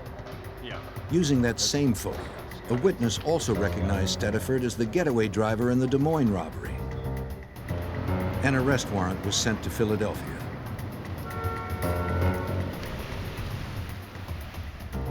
The studio presented too many risks for officers to invade and force. Agents could not be sure who was inside and what weapons might be hidden. They didn't want another shootout. I'm writing it for my mom, actually, and these are the lyrics I came up with. And Two undercover agents posed as father and daughter.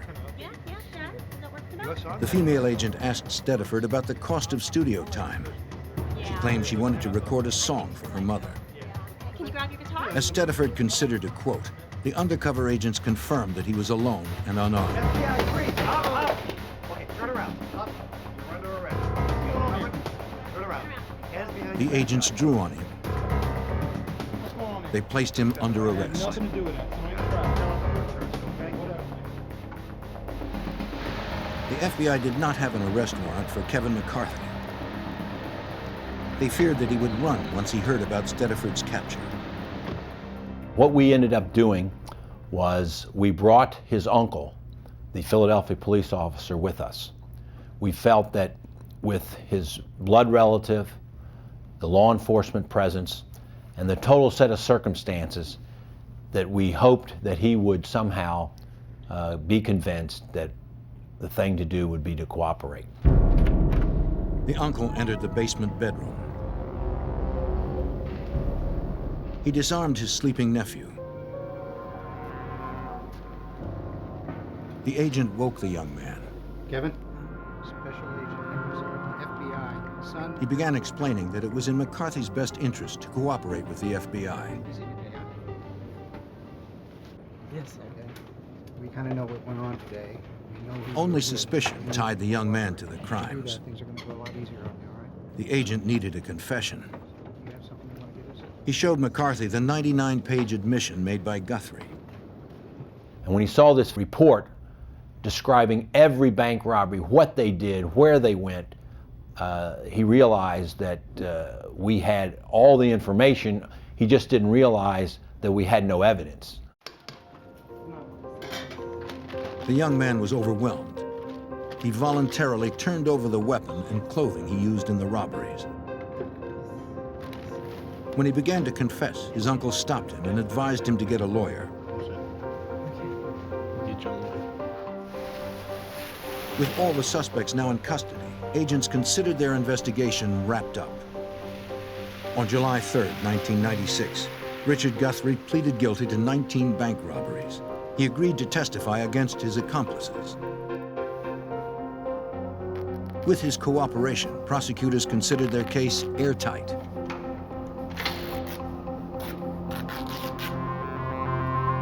Nine days later, the cooperating witness hanged himself in a jail cell. The suicide devastated the government's case. Now, that created a major problem for the prosecution because since Guthrie could no longer be cross-examined, his information couldn't be used directly against Langan. If the other bank bandits were going to be convicted, the FBI had to find someone else who could corroborate Guthrie's confession.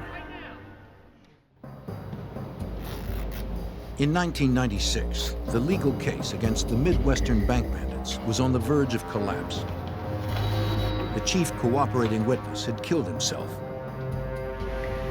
Without his testimony, the evidence against his captured co-defendants was slim.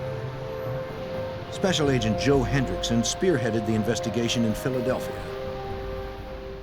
These bank robbers were very, very good, and the evidence that they left behind at every robbery was zero. They were fully masked, fully gloved. Their weapons were untraceable.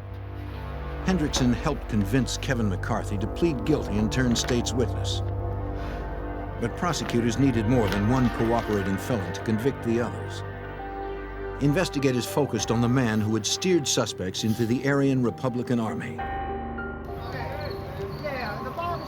Mark Thomas had turned Scott Stediford and Kevin McCarthy into outlaws. Thomas edited a newsletter and webpage for white supremacists. His literature and videos had swayed many young men into racist and anti-government organizations. And we felt that even though he was not personally involved in these crimes, that he had caused these crimes to come about, and therefore he was responsible.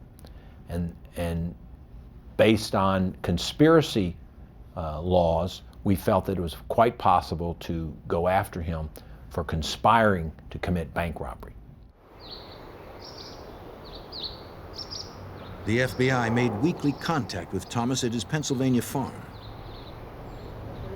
I want to ask you some questions. They wanted to know about his activities, but more importantly, they wanted to keep pressure on him. 15 years. 15 years. You live here alone? You know, I've had about enough of you guys coming over here and messing with me. They made it clear that they suspected him and weren't going away.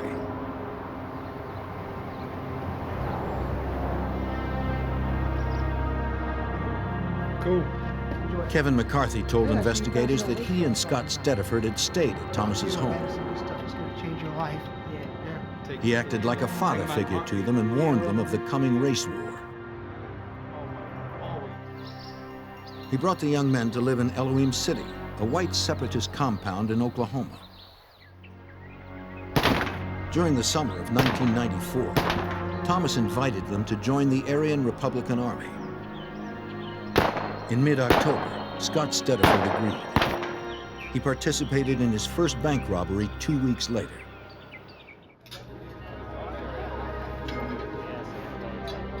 On November 13th, Thomas drove Kevin McCarthy to Arkansas for an introduction to Langan and Guthrie. The teenager heard them boast of successfully robbing banks throughout the Midwest. The 17-year-old joined up. We found a better way to do it. Agents also learned from McCarthy that Thomas took $100 in stolen money for the start of an Aryan war chest. Over the months of contact, agents caught Thomas in several lies about his activities. This is my farm, and I don't need you on my farm, you know? So, They took what they had to U.S. prosecutors. okay, I'm doing what he says. The United States Attorney's Office decided that based on the cooperating witnesses' testimony, we were going to arrest him. Even though it was a very slim case, it was a close call, as the United States Attorney's Office would say, but we're going to put out an arrest warrant for him. Thomas heard that the FBI was going to pick him up on a charge of conspiracy. He agreed to surrender after calling the media to witness the event. He told the press their presence prevented his assassination. Thomas pleaded not guilty at his arraignment hearing on February 4th, 1997. No comment. He asked to meet with the FBI the next day. That's where Mark Thomas caved. He signed a 7-page plea agreement that corroborated Kevin McCarthy's confession. The government's case was now solid. This was the biggest surprise of anyone's involved in the case. The idea that the head of the movement, after one day in prison, would decide to completely cooperate was just unfathomable. But apparently our pressure over the 6 months of continually talking to him, and then the one night in prison, was enough for him to decide that he had been completely wrong in his ideals and that he wanted to, as he said, get right with God. Mark Thomas was sentenced to 9.5 years in prison. Peter Langan was convicted on bank robbery and gun charges. He received life without parole. Kevin McCarthy got 5 years. His testimony helped convict Scott Stediford on 2 counts of armed bank robbery. The court sentenced Stediford to 29.5 years. In America, extremist groups enjoy the freedom to maintain their beliefs. They are constitutionally protected until they cross the legal line. If they engage in outlaw activities, they will find the FBI on a mission to stop them.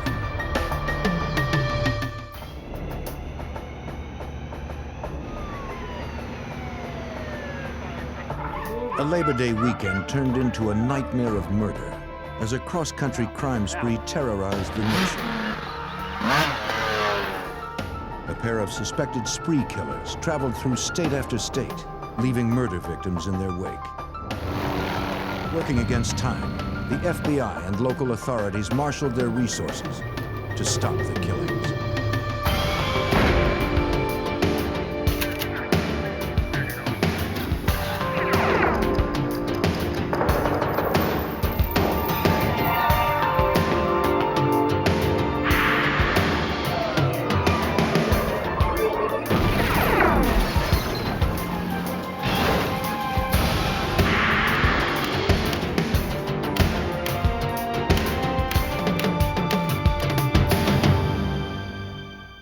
In a small Ohio community, an elderly woman and a teenage boy disappeared.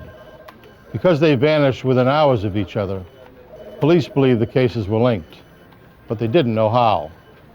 I'm Jim Kallstrom, former head of the FBI's New York office. A trail of stolen vehicles and murder victims across 7 states led the FBI in a hunt for 2 serial killers. Their only hope of stopping them was to anticipate the killer's next move.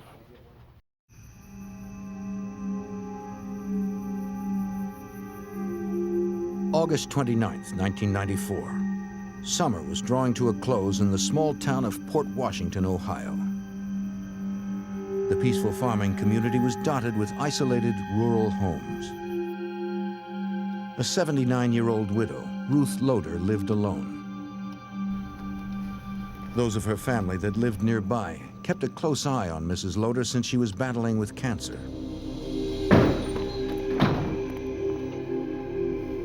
When she heard footsteps in the kitchen, she thought it might be her granddaughter returning to see her before she went to sleep.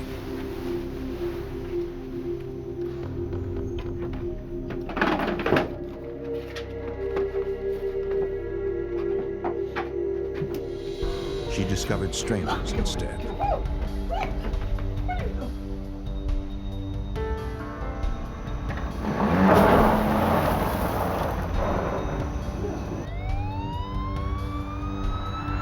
The following morning, the Tuscarawas County Sheriff's Office received an urgent call from Mrs. Loer's sister.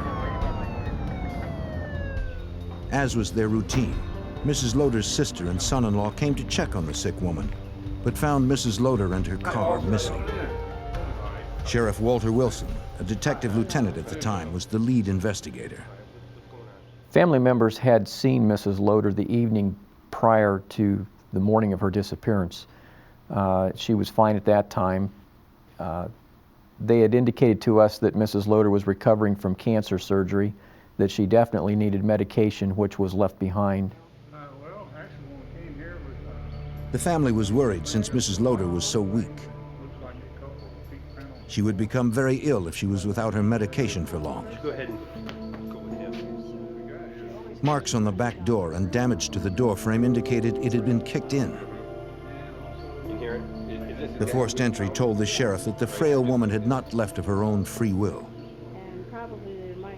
Mrs. Loer's purse was left behind, but her cash was missing, along with the keys to her red Buick. Sheriff Wilson immediately issued an all-points bulletin for the widow and her car. Sheriff's Department. He knew that they'd have the best chance of finding her alive if they acted quickly.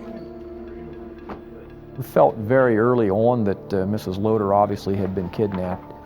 We immediately began a massive search for Mrs. Loer and her car.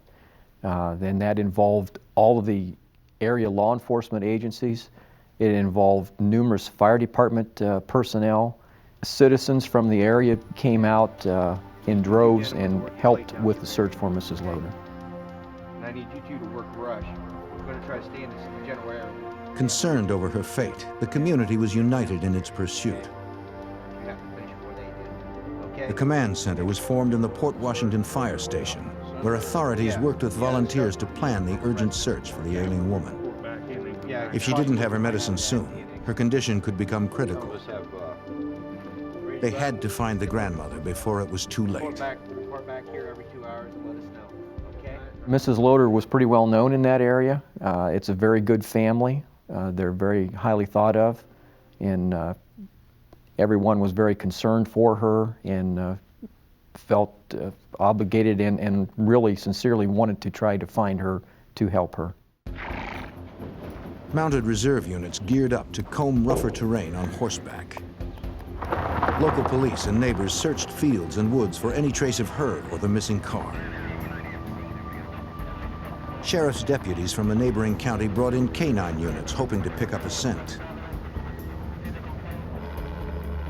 The Ohio State Highway Patrol ordered their aircraft to scan roads from above. The extensive search turned up no trace of Mrs. Loder or her car. Special collections were taken at restaurants and grocery stores to help pay for additional personnel. Deputies alerted the media while family members posted flyers in neighboring towns, hoping to get the word out beyond the local community.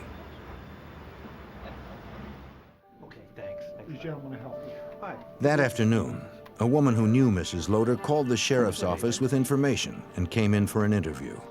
Appreciate you coming in.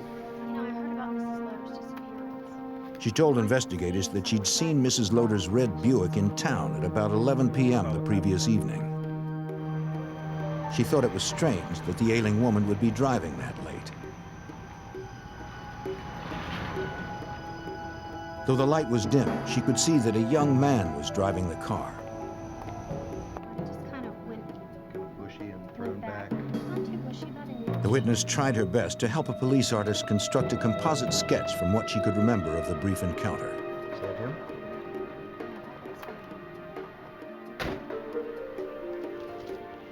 In the area surrounding Port Washington, Ohio, concern that a criminal could be on the loose spread fear in a community that was not used to locking their doors. Police showed the composite sketch at every interview, but no one could identify the man depicted in the drawing.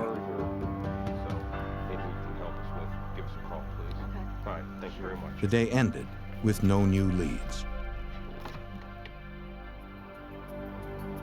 On day 2 of Mrs. Loder's disappearance, a deputy entered her case into the NCIC, the National Crime Information Center, a computer system linking 57,000 law enforcement agencies across the country. Sheriff's Department. That same day, the sheriff's office fielded a call from some concerned parents. Can you describe him for me? Their 16-year-old high school sophomore had also disappeared from Tuscarawas County. Okay, his clothing, jeans. In nearby Newcomerstown, 3 miles from the house where Mrs. Loder disappeared, a worried father and stepmother told a sheriff's deputy their son was missing. His family and his former employer had not heard from him for 3 days. His red shirt. Do you have a picture of him? Yes, I do. One other thing too, officer. A .22 caliber handgun was also missing from the house. Is it silver? The parents gave authorities a photograph of the missing boy, Eric Elliott. It seemed kind of ironic at the time that we would have Mrs. Loder missing and that we would also have a juvenile reported missing within that short distance. Ohio investigators wondered if there was any connection between the 2 disappearances from the same county. Just 36 hours after Mrs. Loder's abduction, Sheriff Wilson received another call. Hello? 650 miles west in Fulton, Missouri, police found a red Buick stuck in a farmer's muddy field. When they ran its Ohio plates through the NCIC, they discovered it was Mrs. Loder's stolen car. The farmer had not seen who had abandoned it. The car's keys were missing, but the doors were unlocked. Among the items officers found inside was a green soda bottle and a sandwich wrapper labeled Goshen Dairy Store. They towed the vehicle to the station for further examination. Lieutenant Timothy Daimler from the Callaway County Sheriff's Office in Fulton, Missouri, was assigned to lead the investigation. His department's first task was to check the car's locked trunk. We weren't sure exactly what we were going to find, We had a missing lady from Ohio, and this was her car, so we were under the assumption that very possibly we may find a body when we opened up the trunk. Investigators needed to open it without damaging evidence or injuring the woman if she was unconscious inside. An auxiliary deputy who was a locksmith was called in.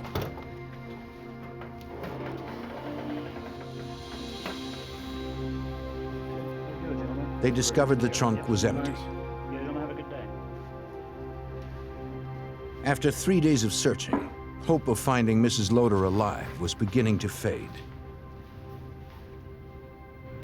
On September 1st, an FBI evidence recovery team from Kansas City was called in, since the missing woman's car had crossed state lines. Agents worked with local authorities processing Mrs. Loer's car for forensic details. They gathered several sets of prints and hairs. In Ohio, the foreign prints were entered into an automated fingerprint system, but no matches were found. Sheriff Wilson prepared to travel to Missouri. On a hunch, he took along a photo of the missing teenager, Eric Elliott. At the time, it was nothing concrete as far as connecting Mrs. Loer's disappearance and Mr. Elliott's report of his son missing. However, I felt that since we're going to Callaway County, you know, it would make sense to maybe obtain a photograph of the missing juvenile and take with us.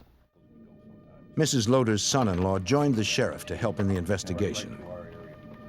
See what we can do. The Missouri official did not recognize the photo, but the Ohio sheriff did recognize the sandwich wrapper found in the car. It was from Goshen Dairy, a store near Mrs. Loer's house. Her son-in-law said the family kept her vehicle clean. Perhaps Eric Elliott, who also lived close to the store, had left the wrapper in the car. They had a photograph of Elliott with them, and we decided to cover Kingdom City, which where they would have gotten off the interstate. Ohio and Missouri investigators checked exits along nearby I-70, a major east-west route in the region. They hoped someone at the rest stops would be able to confirm that Elliott had been in the area. They spoke to dozens of employees and travelers. Late in the afternoon, their efforts finally paid off. You haven't seen him since then? No, I haven't. They found one person who remembered seeing the teenager the day before. Unfortunately, authorities found no one who remembered seeing Mrs. Loer or her car. For the first time, investigators considered 16-year-old Eric Elliott as a suspect in her abduction.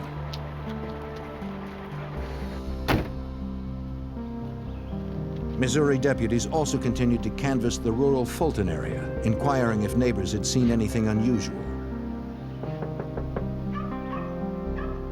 At the house closest to the field where Mrs. Loer's car was found, an officer knocked on the door of an elderly couple, William and Flossie Brewer. He heard their dog, but the couple appeared to be out. Since their car was not parked outside, the deputy continued on. Authorities checked dozens of homes, but found no one close by who had seen Eric Elliott or Mrs. Loer. I was on my way home. After finishing that up, I received a page from the communications center that they wanted me to call them immediately. They told me that they had found two bodies at a farmhouse out on County Road 147. It was the home of William and Flossie Brewer, the house closest to the field where Mrs. Loer's car was found earlier that day. Authorities believe the two crimes were likely connected. 3 days after Mrs. Loer's disappearance, sheriff's detectives found the bodies of 86-year-old William Brewer and his 76-year-old wife Flossie in the basement of their home. Each had multiple gunshot wounds. They were slumped over. They were near the door. She had her hands tied behind her back, with what appeared to be a telephone cord, and he was on her right, slumped over also, and his cane was standing there right beside him. The detective also found the couple's dog faithfully guarding their lifeless bodies. An autopsy later determined that both Mr. and Mrs. Brewer had each been shot 3 times in the head with a .22, the same caliber weapon missing from Eric Elliott's home. The 16-year-old suspected in the disappearance of Mrs. Loer now became a suspect in the double homicide. There was no indication that the suspect had spent any length of time in the house before this occurred, so from the evidence it pointed us that it had happened relatively quickly. Investigators found no signs of forced entry. In the basement, the door to the outside was covered with cobwebs, indicating it had not been opened. It was yesterday. Now, Investigators spoke with the Brewer's son. He said the couple's Oldsmobile was missing, along with several rifles. Missing from around the house. All were entered into the NCIC. Yeah, the gun's missing and the car. The son added that his mother's bedspread was also missing. Technicians worked the scene until 5 a.m. On the floor near the front entrance, investigators found 2 distinct sets of footprints foreign to the house. One appeared to be a tennis shoe, the other a hiking boot. Investigators suspected the double homicide was likely connected to Mrs. Loder's disappearance. What they didn't know was if 16-year-old Eric Elliott and a companion had become spree killers. By September 2nd, 1994, 4.5 days had passed since the ailing Ruth Loder was forced from her Ohio home without her medication. She was missing and presumed dead since her stolen car was found abandoned in Missouri, 150 yards from where police discovered a slain elderly couple. Authorities suspected an Ohio teenager named Eric Elliott and at least one companion were responsible for the crimes. But they had no direct evidence. Lieutenant Timothy Daimler of the Callaway County, Missouri Sheriff's Department recalled that citizens in the surrounding areas were stunned. These are people that live in the rural community. They're used to leaving their doors unlocked. They do know everybody.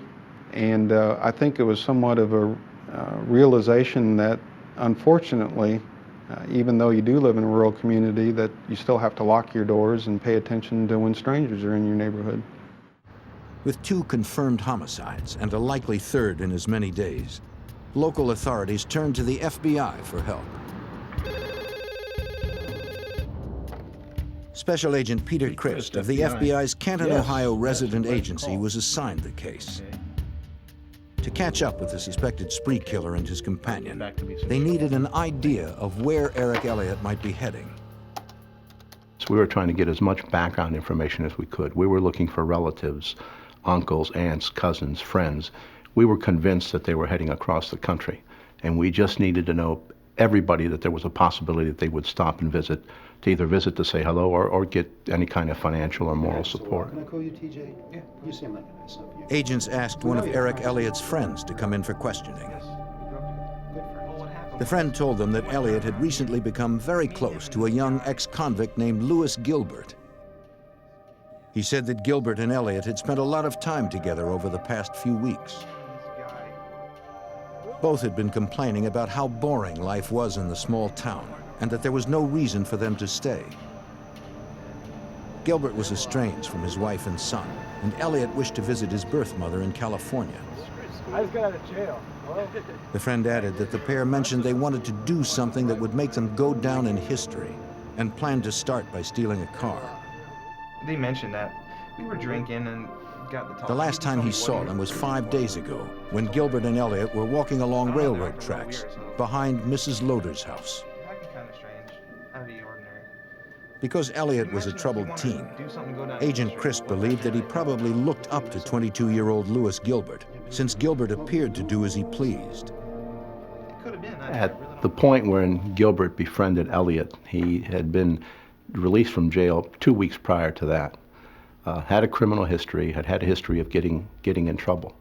And at that point, we sort of felt that maybe Mr. Elliott was in awe or enamored with Mr. Gilbert because he did have that kind of criminal history background. Investigators dug deeper into Louis Gilbert's past. The 22-year-old had served time for stealing a boat and breaking and entering. He had also been convicted of physically abusing his 3-month-old son.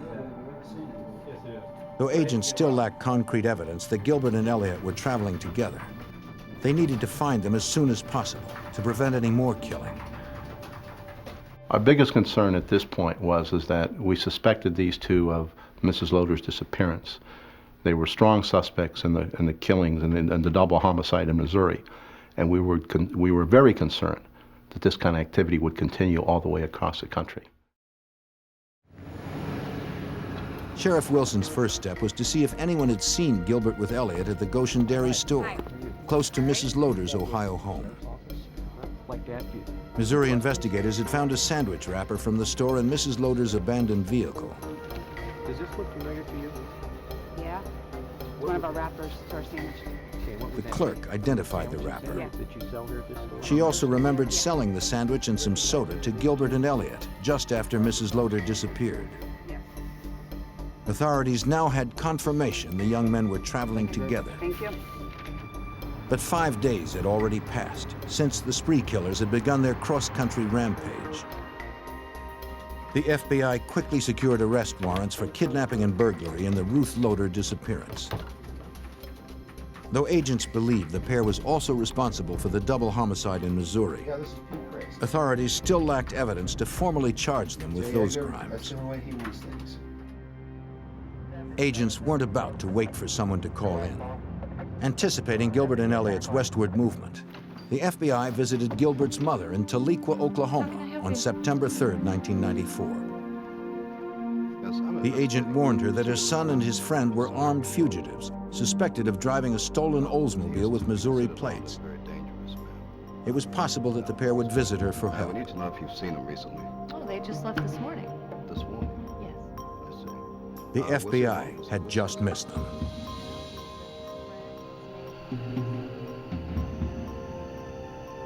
Gilbert and Elliott had arrived at 2 a.m. the previous day. Gilbert claimed the Oldsmobile they were driving belonged to a friend. They said they were headed to California. The pair spent the day and left a few hours before the agent arrived. Cooperating with the FBI, she described the clothes the pair was wearing and gave agents addresses of other relatives. Authorities feared that if they didn't catch up with them soon, the spree killers would strike again. That was one of the most frustrating things about this whole investigation. It just appeared that we were always a half a day or a day behind them. And that's probably one of the most frustrating things. We just couldn't get ahead of them. Because Eric Elliott was a minor, investigators needed court permission to distribute his photo.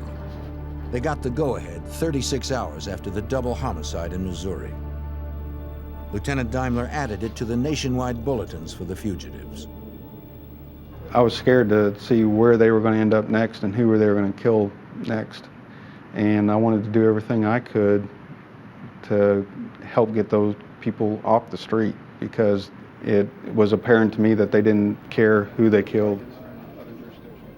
Despite the best efforts of authorities, the urgent hunt for the suspected killers stretched into its 6th day.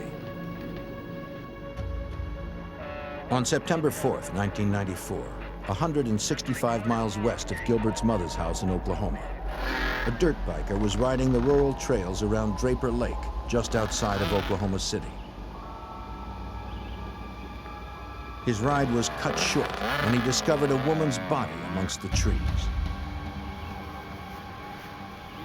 As he raced to summon police, he rode around an Oldsmobile with Missouri plates. Almost a week after Mrs. Loder's abduction in Ohio, the nationwide hunt for 2 suspected killers would continue.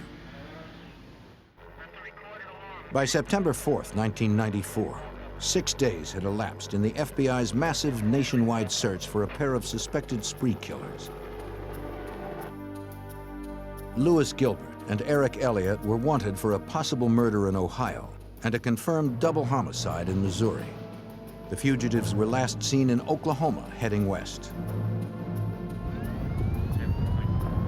That same day, Oklahoma City police responded to a call from a dirt biker who had discovered a woman's body near Draper Lake. Officers secured the crime scene, then called in homicide detectives. They interviewed the biker who had made the discovery. Homicide Inspector Bob Bemo of the Oklahoma City Police Department was assigned the case. Once we come upon the immediate scene where the body was located, I observed the young woman to be in a kind of a bent over backwards and caught between a tree. The victim was a white female in her 30s. Investigators found no identification on or near the body. But a manager at a nearby marina later identified her as his missing employee, Roxy Ruddle. As a part of our investigation, another vehicle had been found a short distance away from where the victim had been located. And we didn't know if this was a part of the crime or not, although we did secure the area around this vehicle. When detectives checked the Oldsmobile's Missouri plates with the NCIC, they discovered the car had been reported stolen from the Brewers, the double homicide victims from Missouri. Oklahoma investigators immediately notified authorities back east. To Tuscarawas County Sheriff Walter Wilson in Ohio, it appeared that Gilbert and Elliott had struck again. They had recovered Missouri's stolen vehicle, and they also had another murder victim. It's just another terrible feeling that's really hard to describe, that obviously this tragedy continues. Oklahoma police crime technicians gathered evidence from the vehicle. They recovered several unused .22 caliber bullets. A pawn shop receipt from a local Oklahoma City store was also found. Prints lifted from inside and outside the car matched both Gilbert and Elliott's. Oklahoma medical examiners determined that Ruddle's death had occurred in the last day or two, since there was little decomposition. Death had been inflicted by a .22 caliber weapon. Detectives notified the woman's devastated husband. He informed them that her two-toned pickup truck was also missing. Investigators listed it as stolen and added its information to the growing NCIC report on Gilbert and Elliott. Detectives also took the receipt found in the Brewer's car to the Oklahoma City pawn shop that issued it. 2 video games and a socket wrench set had been pawned the day before the murdered woman was found. They showed the receipt to an employee. He vaguely remembered Gilbert and Elliott, but he had something else that might be stronger than memory. The pawn shop was equipped with a 24-hour surveillance camera. The videotape confirmed his story. September 3rd was the last confirmed sighting of Gilbert and Elliott. The FBI issued 2 more warrants for the suspected killers for unlawful interstate flight. Agent Peter Christ and his team were frustrated that after 6 days, 4 victims, and thousands of man-hours, the killers remained a half day ahead of the FBI. A lot of things were going through my mind. Number one, we didn't want another double homicide, and we didn't want another killing anyplace. And we were, I guess, what I kept thinking about, what have I not done? What lead have I not sent out? Let me look everything over again to see maybe if we can somehow get ahead of these guys instead of being behind them for a half a day or a day.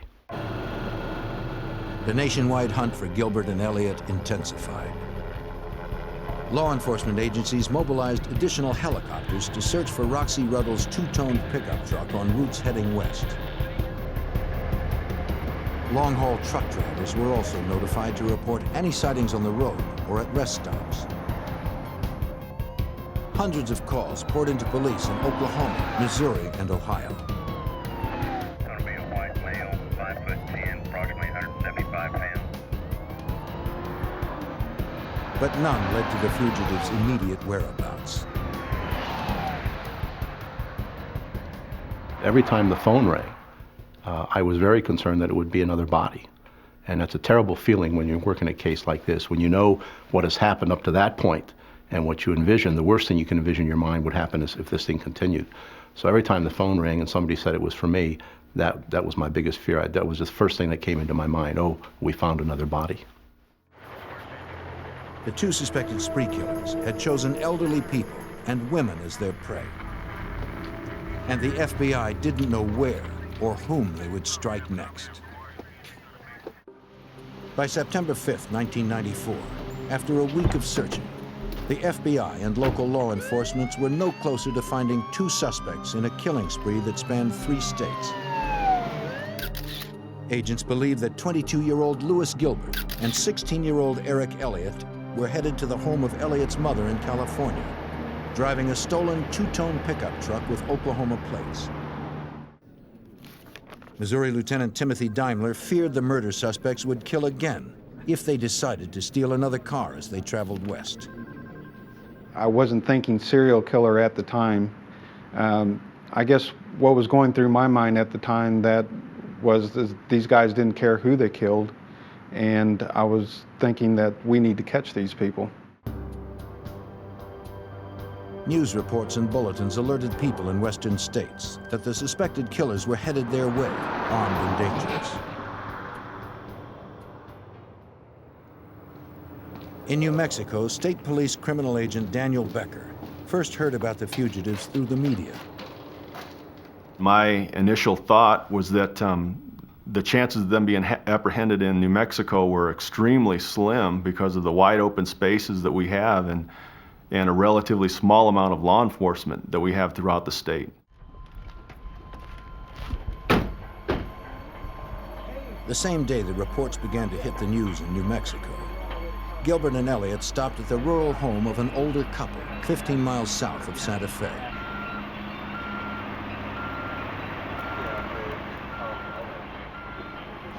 They claimed that the stolen 2-tone pickup truck was low on gas. The couple agreed to help. The fugitives said they were on their way to California, but the woman was suspicious since she didn't see any luggage in the truck.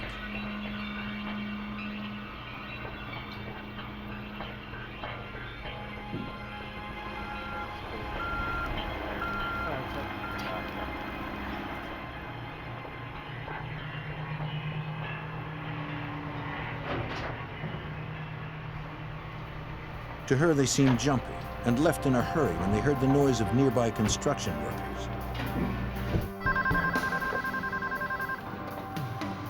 State Police Santa Fe, this is Carmen. The woman reported the sighting to the New Mexico State Police. But by the time units arrived to investigate, the two young men were nowhere in sight. The following morning of September 6th, a New Mexico man reported another sighting to police. How you doing? He claimed to have seen Gilbert and Elliott the previous night. The man told the officer that he first encountered them while driving on Highway 599 outside Santa Fe.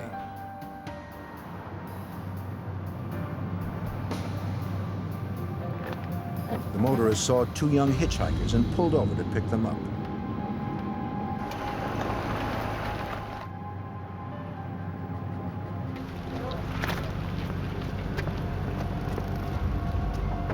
How's it going? Thanks for picking us up. They said their pickup truck had gotten stuck in the mud. He didn't realize who they were until he saw their photos on the news the next morning, describing them as suspected killers. Wanna know if they can get a ride to the mall. The witness said he gave the pair a ride to the store where they bought food and gas. Later that night, he saw them again and drove them back to the place they had first met. Hey, y'all drive safe, man. Get the truck down the It was a desolate part of the highway.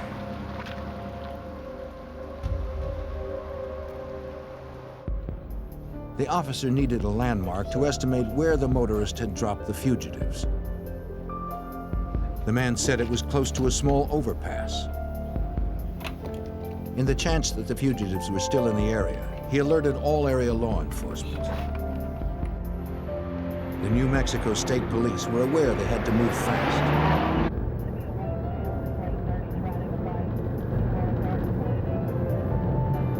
2 units raced to the location to conduct a search for any trace of the suspected murderers.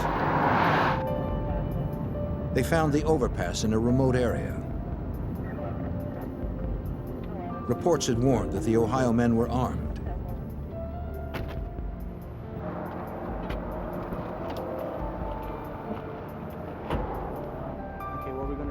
Gilbert and Elliott would be tired and desperate after running and hiding for 7 days with little money. Okay, we're gonna come over that ridge. Officers prepared for the worst. Probably leave contact cover, okay? Once we got him, we'll give you the signal. If the fugitives were still in the area, they had miles of shrubs and hills behind which they could conceal themselves and take aim at anyone approaching. Just wait there. Exactly. Officers were instructed to use extreme caution. So you guys go on the north side, we're going on the south side, okay? Good luck. You'll get my signal. The team wanted to bring them back alive.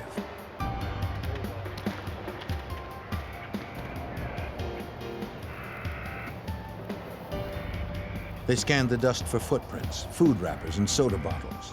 Anything that might indicate the suspected killers were still in the area.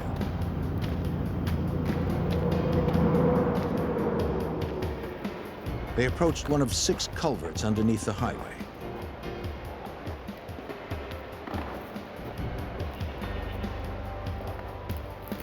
Carefully, they moved forward for a closer look. One officer spotted 2 men lying on the ground inside, apparently sleeping.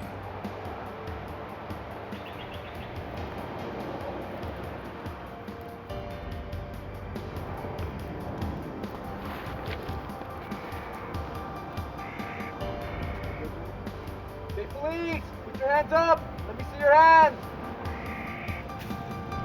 Put your hands up! Put your hands up! Come on! Be smart! Put your hands up! One of the startled men appeared to be groping for his gun in the dark. In the next split second, officers had to decide whether they needed to use deadly force to stop the suspected spree killers. On September 6, 1994, New Mexico State Police were within a few feet of murder suspects Louis Gilbert and Eric Elliott. The fugitives reached for their weapons, but chose not to die.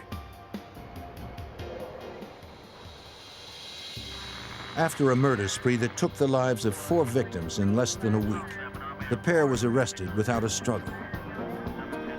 The 1,800-mile chase had ended. FBI Special Agent Peter Christ got the news of their arrest in Ohio. My reaction, of course, when I received that news was a tremendous sigh of relief. The first thing I wanted to know was, after they'd been caught, were there any bodies, were there any unsolved homicides close to where they were arrested? Of course, the answer was no. Just a tremendous sigh of relief that this whole thing was finally over. Officers recovered a .22 handgun and a green soda bottle at the campsite where the pair were apprehended. They also found the bedspread belonging to the murdered Mrs. Brewer. State police found Roxy Ruddle's stolen pickup 2 miles away near a racetrack in Santa Fe. Like their other 2 stolen vehicles, the truck was stuck in the mud.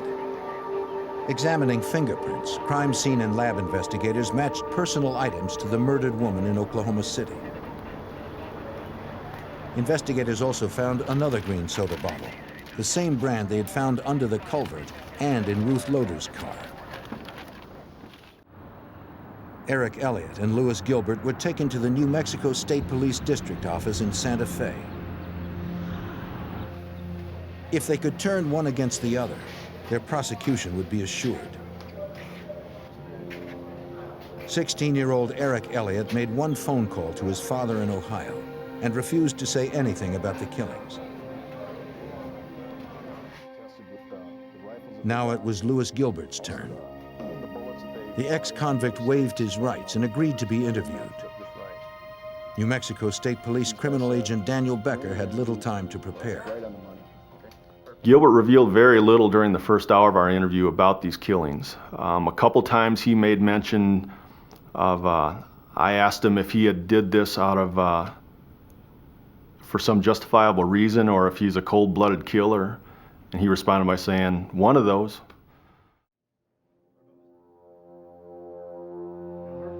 Gilbert claimed that he didn't recall what had happened over the past 5 days. Did you murder him? He refused to say anything about the murders or Mrs. Loder's disappearance.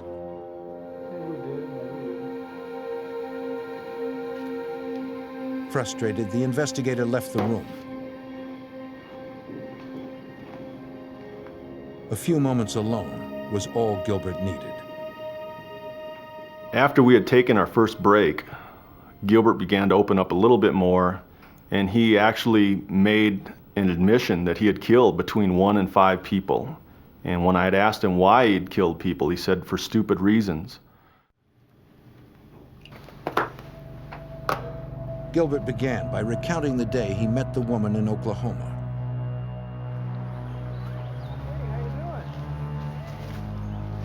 He said that he and Elliot struck up a conversation with Roxy Ruddle when they found her fishing alone in a secluded area of Draper Lake near Oklahoma City. They told her that their car was stuck in the mud and needed a ride back to town. She offered to help and packed up her gear.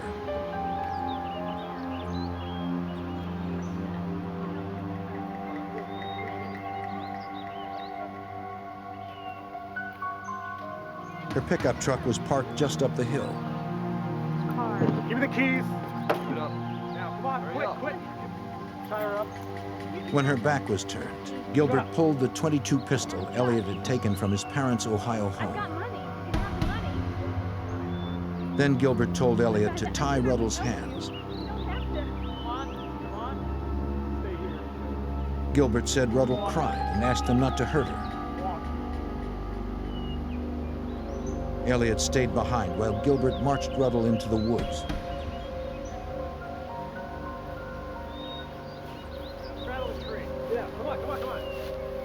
He told her to sit down at the base of a tree.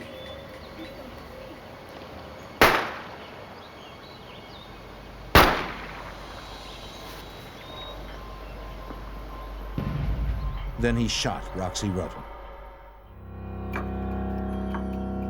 Now that Gilbert had admitted to one murder, the agent pressed him on the others. He asked the confessed killer to describe what had happened in Missouri the day before he got to Oklahoma. Gilbert advised me that they had been traveling through the state of Missouri, and the evening before the murders, they had parked the stolen vehicle that they had obtained in Ohio in what I was led to believe was a field. And they'd slept in the vehicle overnight, and the following morning or afternoon when they were about to leave, they realized the vehicle was stuck. So they needed to get another vehicle. As Missouri investigators believed, Gilbert and Elliot had simply walked to the closest house and saw a car in the driveway. It was the home of Mr. and Mrs. Brewer. Gilbert decided they'd ask to use the phone to call for a tow. Hello, sir. How you doing? Oh, pretty good. We got our car. Thank you so much. Wanting to help, the Brewers let the young men in.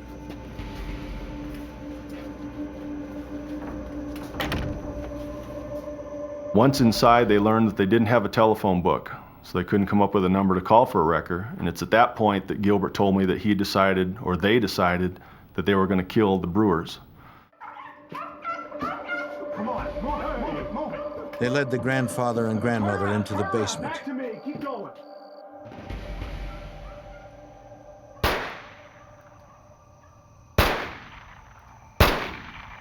Then executed them. There was one more crime that Gilbert had not discussed. Walking down some railroad tracks. The elderly cancer patient from Ohio, Mrs. Loder, was still missing and presumed dead. See if we can get the keys for it. No one knew what had become of her.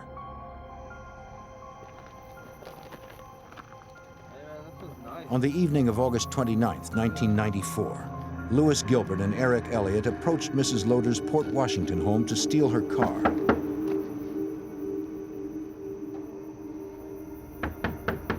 Since no one answered when they knocked, they believed the house was empty. Stick it in.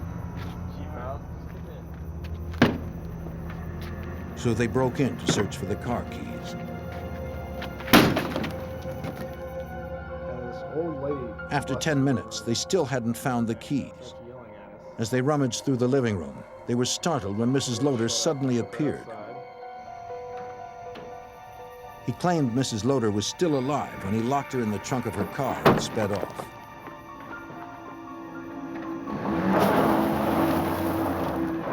They got about 4 miles outside of town in a wooded area, and they pulled up alongside of a guardrail and parked, got outside. Gilbert told me that he opened the trunk and he picked up Mrs. Loder out of the trunk, and they took her off the road near the guardrail, about 5 feet from the side of the road. Gilbert said he forced Mrs. Loder to walk away from the car. He said he shot her with the same .22 that had killed the others. We drove a little ways and... Gilbert had finished his description of the murders. But he hadn't told the agent where they could find the murdered Ohio woman. We knew it was crucial to find Mrs. Loder's body, both as evidence so this murder could be prosecuted, and also just simply as closure for the family so that they could find her and make for proper arrangements for a funeral.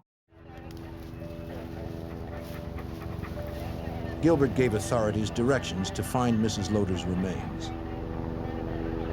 50 people from the FBI and 12 different law enforcement and volunteer groups followed Gilbert's directions.